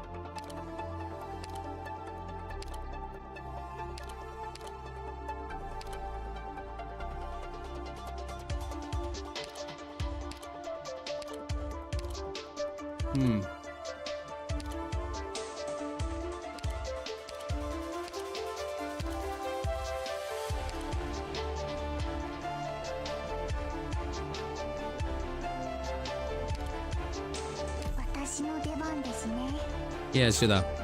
Let's do that. Every tile is an Ifrit lane.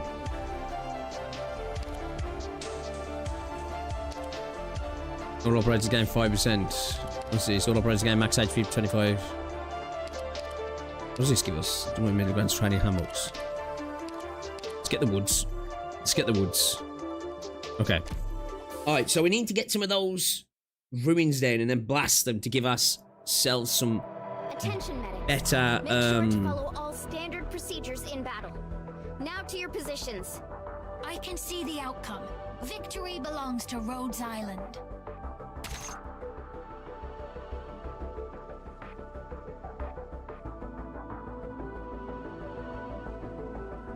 In position.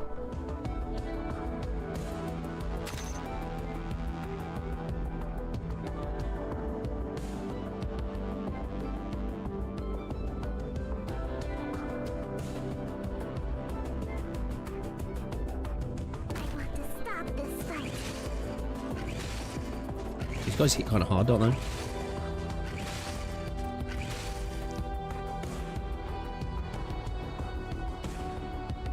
Medics here! Here!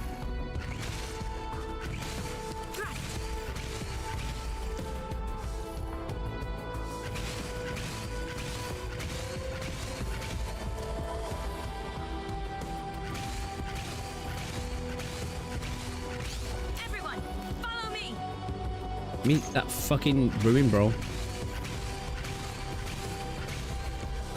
Give me that ruin, bro. I'm right here. No, not that. Everyone, follow me!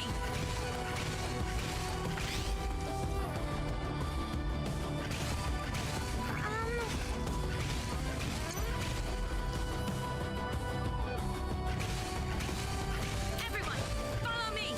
鳥のようにここでしっ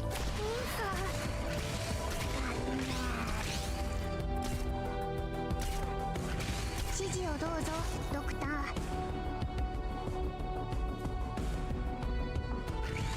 はい、普段通り釘を打てば大丈夫。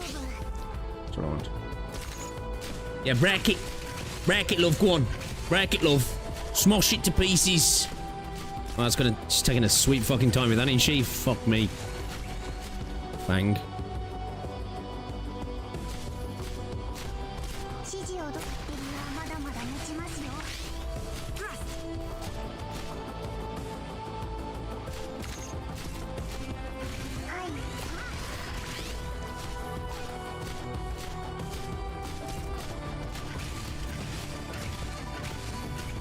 Okay.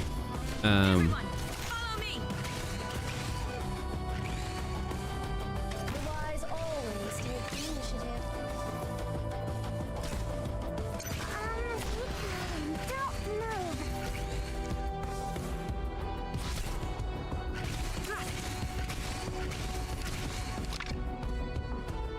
指示をどっちがねを引く。 Might as well put it down here, aren't I? はい、気兼ねを引く。 Everyone, follow Yo, me. Paprika's putting in work.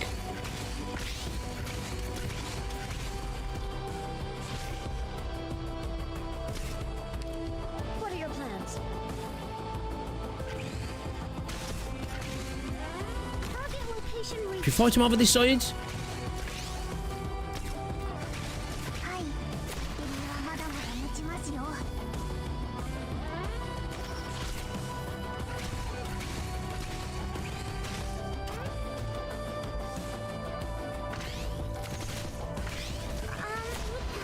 Don't move. okay. It's big bro over here, yeah. It's a problem now. I got to have these guys over here, kind of thing for him, haven't I? So he's just gonna do his little thing, you know. はい。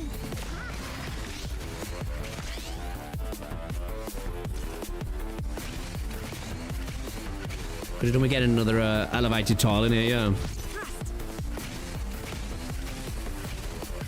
はい、ちゃんと聞いて指示をどうぞ、ドクター。 Doctor. Don't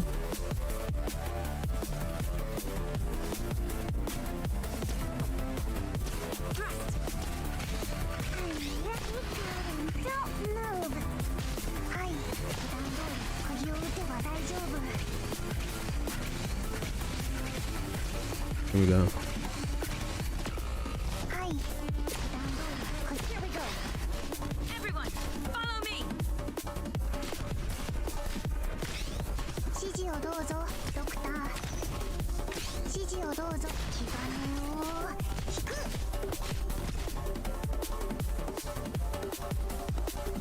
Yeah, I can't do that there, can I? Yeah, I ain't gonna get many resources there to this. I don't know the way I'm going. 気兼ねを引く。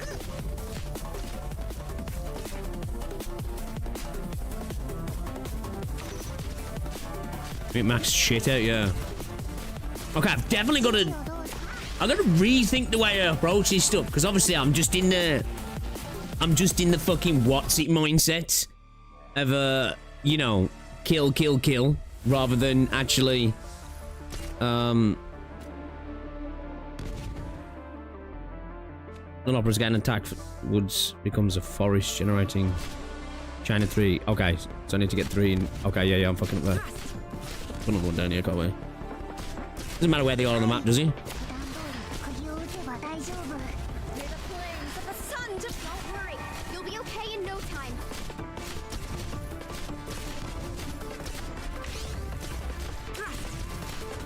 Hi. I really need to clean these dudes out over here, man. We're focused too much on one side of the map, man. Hi. It's not good. エリはまだまだ持ちますよ。 We're letting too many dudes build up over here who are just doing their little loop-de-loop. Everyone, follow me. 指示を。エリはまだまだ持ちますよ。 I really should have worked on getting another elevated, So, is that claim to the chain? Hi. What are your plans? Blaze! Inferno! Got these range fuckers over here, haven't we?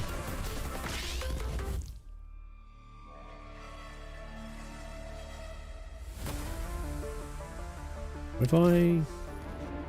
There we go. No. The world burn! Fuck. Only straight lines for trees, yeah. Yeah, that was a bad one. That was a bad one, chat. That was a bad one. I'm trying to think the best way to, like, really work that one. Like, having them just on the one side is not the way. Really got to, like, work on getting ourselves some more elevated tiles right off the bat, right? I feel like we have to fill in here, don't we? Like, drop a unit down. Drop one of these down here and try and get these filled in and have our units kind of here, right?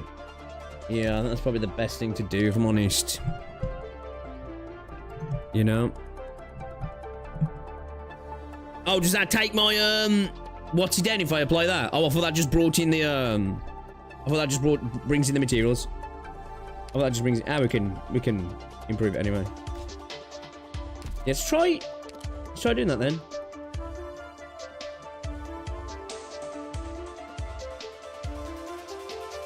Yeah, let's try that.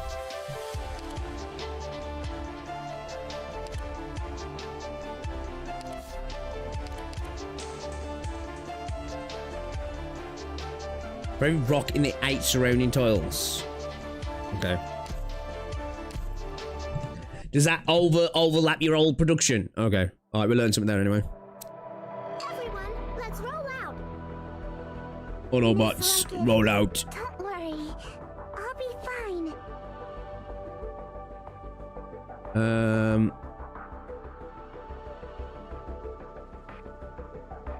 Do that. Yeah, Joker.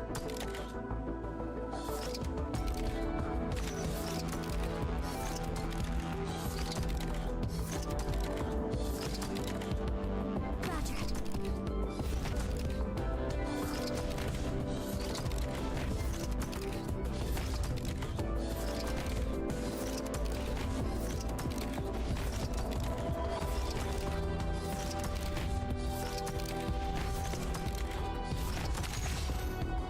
Okay. Right.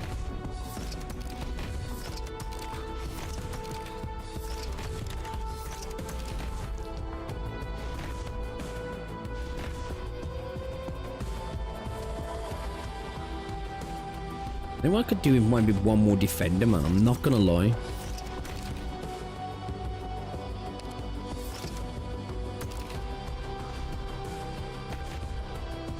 The wise always take initiative.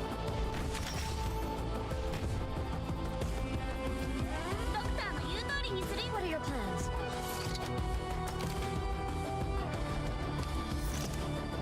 This is the place.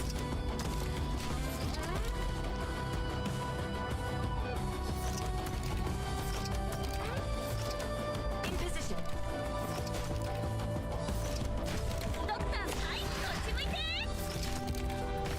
Who's these now?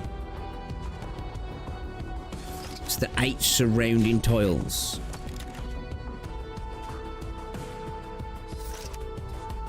What is it? 1, 2, 3, 4, 5, 6, 7, 8. Okay. It's not gonna really benefit. Use it to benefit. I'm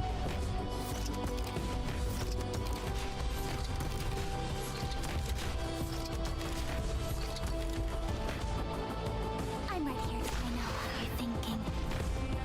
Okay. All right. So we do that. Let's throw that down there as well. Throw that there as well.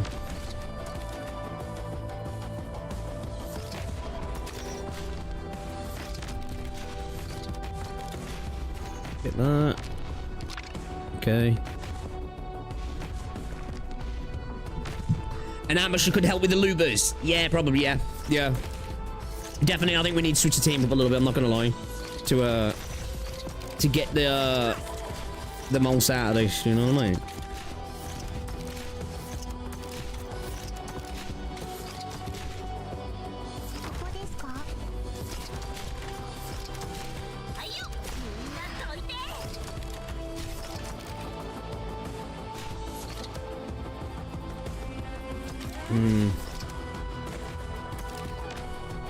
Yes, that.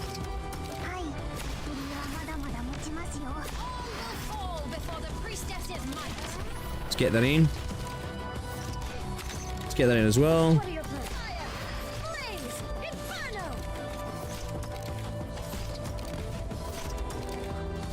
Where me strike? Huh?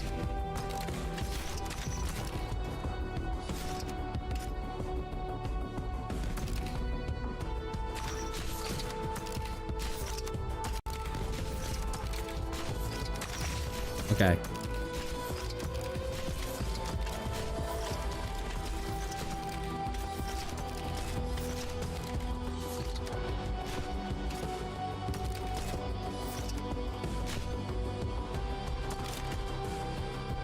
Come on. Let's try that.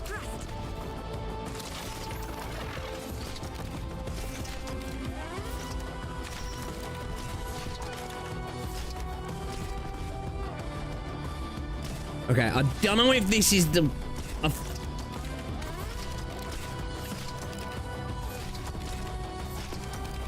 need some heals in the moment. On standby. What's it there? Here. Glad they used to deal with the middle bit, right? Yeah, I can't do anything with that at the minute. Can't do anything with these either, because there's...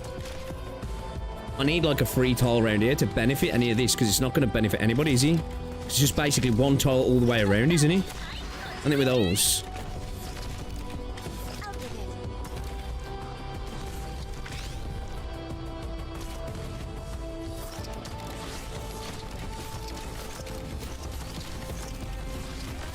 What are you waiting for? Even the dead can't save you.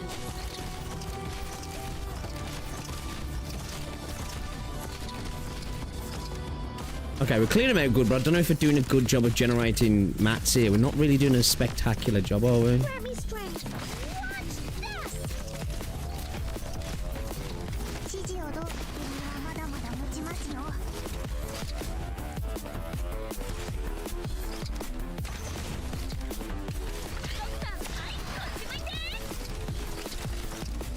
Out with it. Here we go. Hi. A very fall before sun. Let's blast the shit out of bro. What are you waiting? Game over for you.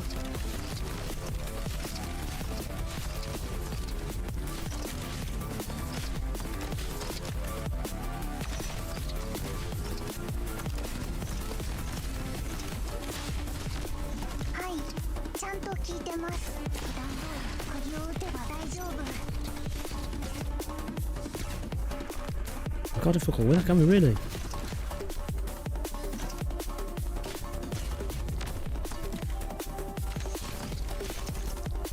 Only.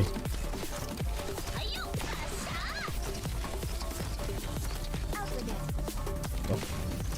指示をどうぞ、ドクター。段ボール、 Doctor! 大丈夫。 My turn. Uh-oh. Hurry up. Even the dead can't save. The flames of the sun to watch this. Oh, look at Buddy Boy over here. You did all the fall. Are you afraid of me? Listen to the doctor.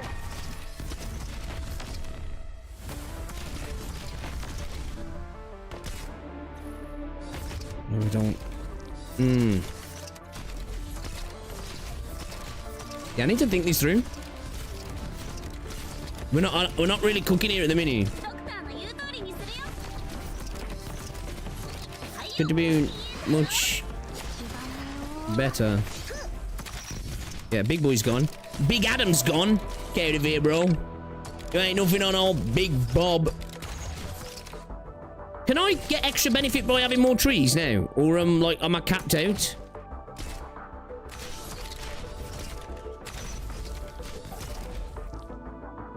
I don't even think I can... Shit. Yeah, I can't even use that, really. Even the dead can't save you. Out with it.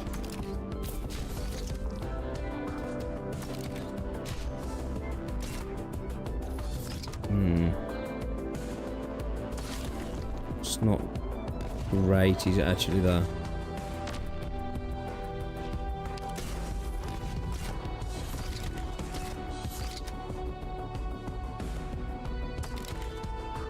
Okay, this is what I said. Listen to the doctor.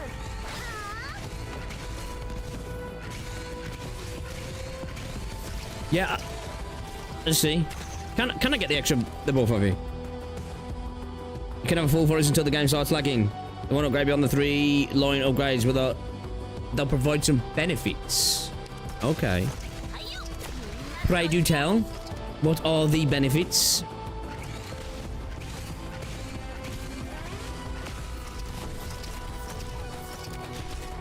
Leave it to us. Hurry up.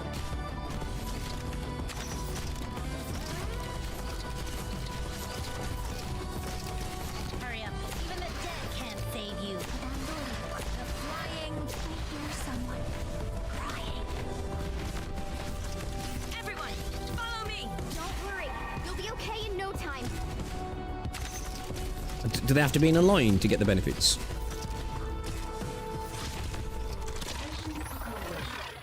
Okay. It's the same for each new line of 3. Alright, better than the last one anyway. Better than the last one.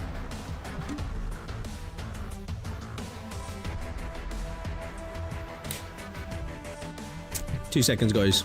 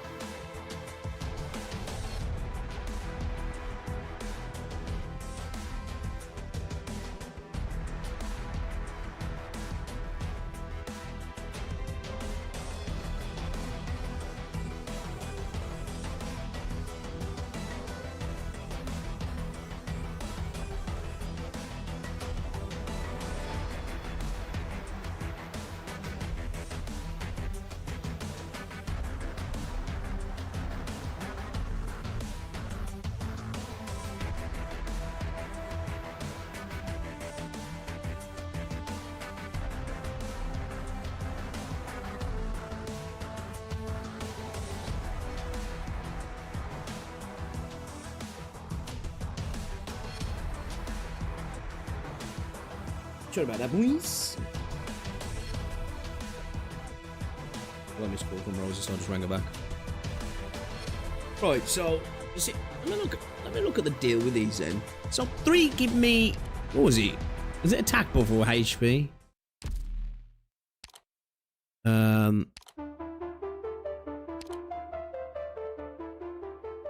All operators gain +5 attack.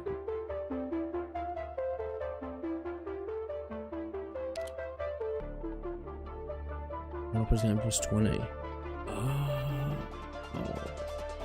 Oh, that's when it becomes a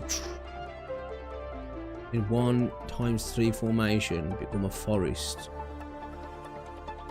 Ah, that's why he was coming in then. Ah, okay.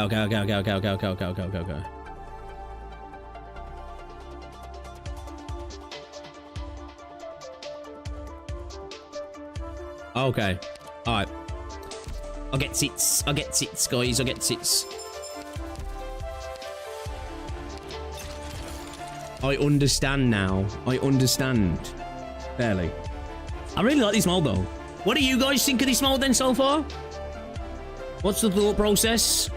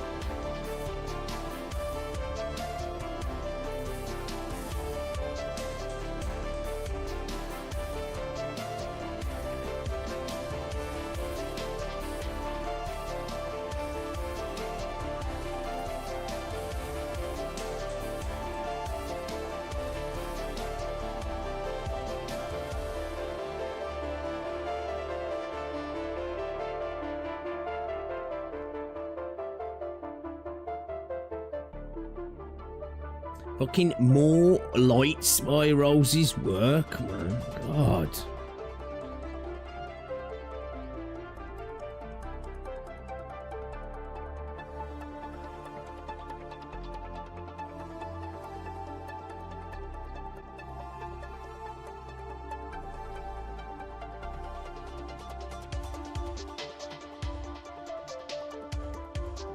Sleeping in the doghouse for nights. Nah, it's my mum's birthday today, so I think we're gonna got people coming round, and obviously we had some Chinese food. So W.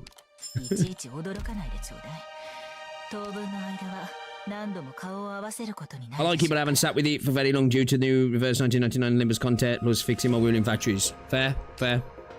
Yeah, I quite like it. I quite like it, actually. Definitely. It's like I'm struggling at the minute because, like, usually when it comes to difficult content, right, there'll be like 1 or 2 mechanics, but they can work in like complex ways. Like, you know what the content's like in this game. A mechanic can get introduced, but you're like, fuck, I've got to approach it differently now because the mechanic itself can change the way you play. You know, you can have multiple layers to it. But this is like multiple things all thrown in, right? And it's you have to tackle the stages in a totally different way, don't you? Which it's like I'm trying to work my head around that because obviously I'm just used to protecting the blue box. I've been trained to protect the blue box. The blue box is everything, and now I have no blue box. So it's like shit, you know. And then obviously trying to work on like maximizing resources, really. Obviously at the same time as killing units, like. But it feels like you got to rewire the way you think about playing the game. If I'm honest, it's quite interesting. But I love it.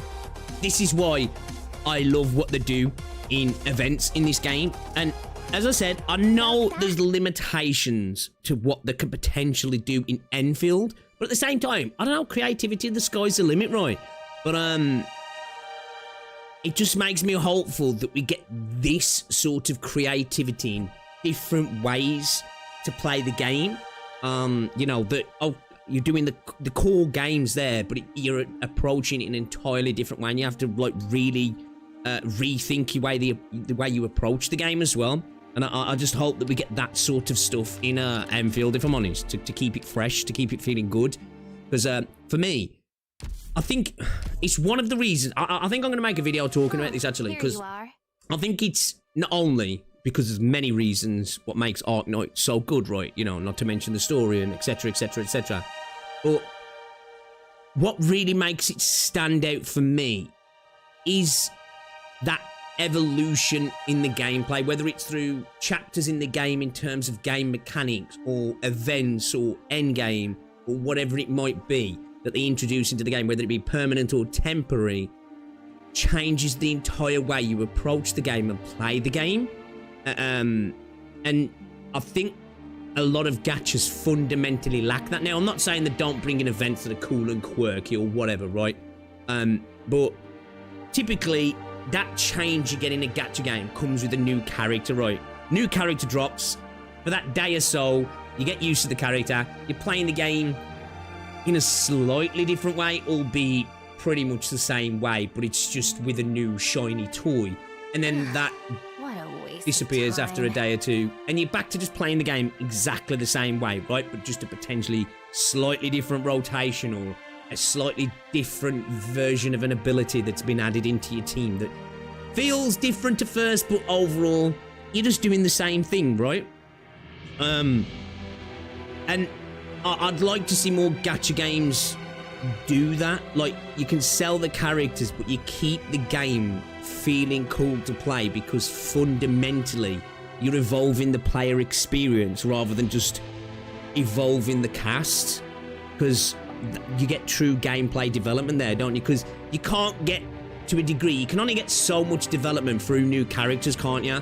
Because one, you just can only do so much, but if you tried to push it too far, that's when you get into power creep and issues, and okay, this character does things that other characters can't, and it's all about buying into the change in the game. But this isn't, it's the baseline. They change things with new content, and it's one of my biggest hopes for Enfield, that I hope they go down that route of really applying evolving gameplay mechanics to the game. Now, it doesn't even have to be down the direct route of it always being combat events and stuff, although I would like to see that. And we're already seeing them, I guess, kind of do that, right? Because Etch Space is different. Again, you're doing the core loop, but you're approaching it in a slightly different way, and I think that has the potential to be built upon. I really do. They really need to turn Etch Space into something special, because the core idea, it's cool. It's just not executed in the best way at the moment. It's a little bit of a... it's like the framework, right? That's what it feels like. It feels like the foundation. But then you have, like, you know, just a simple little thing like the Cryptic Delver thing, where, you know, that's about exploration and parkour and like some of it's like time trial speedrunning type stuff as well, right? So I can see they're already trying stuff. I'd love to see them do stuff with the base as well, implement some sort of factory event, whether it be totally factory based with some terror defense stuff, or potentially a mixture of both of you being on the ground and stuff. And of course I would like to see them introduce like an isometric mode where you use the terror defense stuff and you can plot down operators, kind of like how you can in this, but instead of it being tile based, it's free roam, and it kind of, I suppose, acts in a way then like a sort of team fight tactic sort of thing. The AI kind of operate within their sort of subset of commands while you get waves of stuff coming at you, and you can maybe hop in and hop out potentially. And I know we've sort of got that now, but obviously I mean like building up on it so it feels like a proper mode, like, you know what I mean? That's why it's so great in Arknights, the RNG aspect of building a new team every time. Yeah, definitely. I wish Enfield gonna have an event like this where they give out free skins. Yeah, like, yeah. Like when you go into this shit, there's no doubt about it, right? That like, it just look at the amount of stuff you can get out of this, right? And then ending off with this at the end. You know, it's yeah, we need to see this sort of stuff as well. Like whether we ever get skins like that, or they'll do it for like potentially weaponry skins, because skins in Arknights are just going to be so, I mean Enfield are just going to be so much more premium. So if that did happen, it would be a much more rare occurrence, I would think. And I would think it maybe would be limited to potentially like maybe like 4-star units, maybe 5-star units as well, or potentially like the Enmin or something maybe. Because it's just like you're just talking a whole new ball game, aren't you? And when it comes to designing stuff in Enfield compared to this, well, let us spawn several operators and yeah, I'd like something like that, man. I would. I'd like to see them. And I know the terror defense is kind of that. I'd like to see some sort of attempt to merge the two games together through a game mode. Because I think they could do it. I think they could definitely do it. Yeah. But yeah, I kind of want to do a video talking about that, like the beauty of game evolution, and that so many gacha games are lacking it in terms of actual game evolution. Too many people think, oh, there's a new variation of this endgame. It's basically just another timer again. Or we've got a new crap event. Oh, we've added in fishing or something like that. The game's evolving. It's like, that's cool and all, but it's not true evolution, is it? Where, like, this truly has gameplay evolution within its game, like, unlike any other gacha game, if I'm honest. So yeah. And anyway, guys, 4:20. I'm gonna call it. I'm gonna go get Rosie from work. Thank you for joining me. Tomorrow, I don't know if we play Enfield. I might play some more Arknights. I've not decided yet. I've not decided, but we'll be live tomorrow anyway. We're live a little bit earlier tomorrow. Probably about 45 minutes earlier than what we was today. That's the plan anyway. We'll watch Moose's video tomorrow. If there's anything going on, obviously we'll talk about it. And then, yeah, man, we'll get into it. Get some gaming done at the mini. If we have to, we'll try and get some videos recorded outside the stream so we can try and lock in a little bit. That's the plan anyway. Unless we find some cool stuff to, what's it? 2 streams in a row. Don't overpromise. Nah, we'll be live tomorrow. We'll be live tomorrow. I've got nothing on tomorrow, so as long as, obviously, touch wood, nothing comes up, I'm good to go. But I haven't decided. I think we'll play some Enfield. I'm itchy to play some Enfield. I've got to do the side quests as well. I've got to do the other companion quests and finish off all the little bits and pieces. But yeah, lads, appreciate you, man. Enjoy the rest of your day. I will see you all in tomorrow. Stay safe. I'll catch you all later. Ta-ra.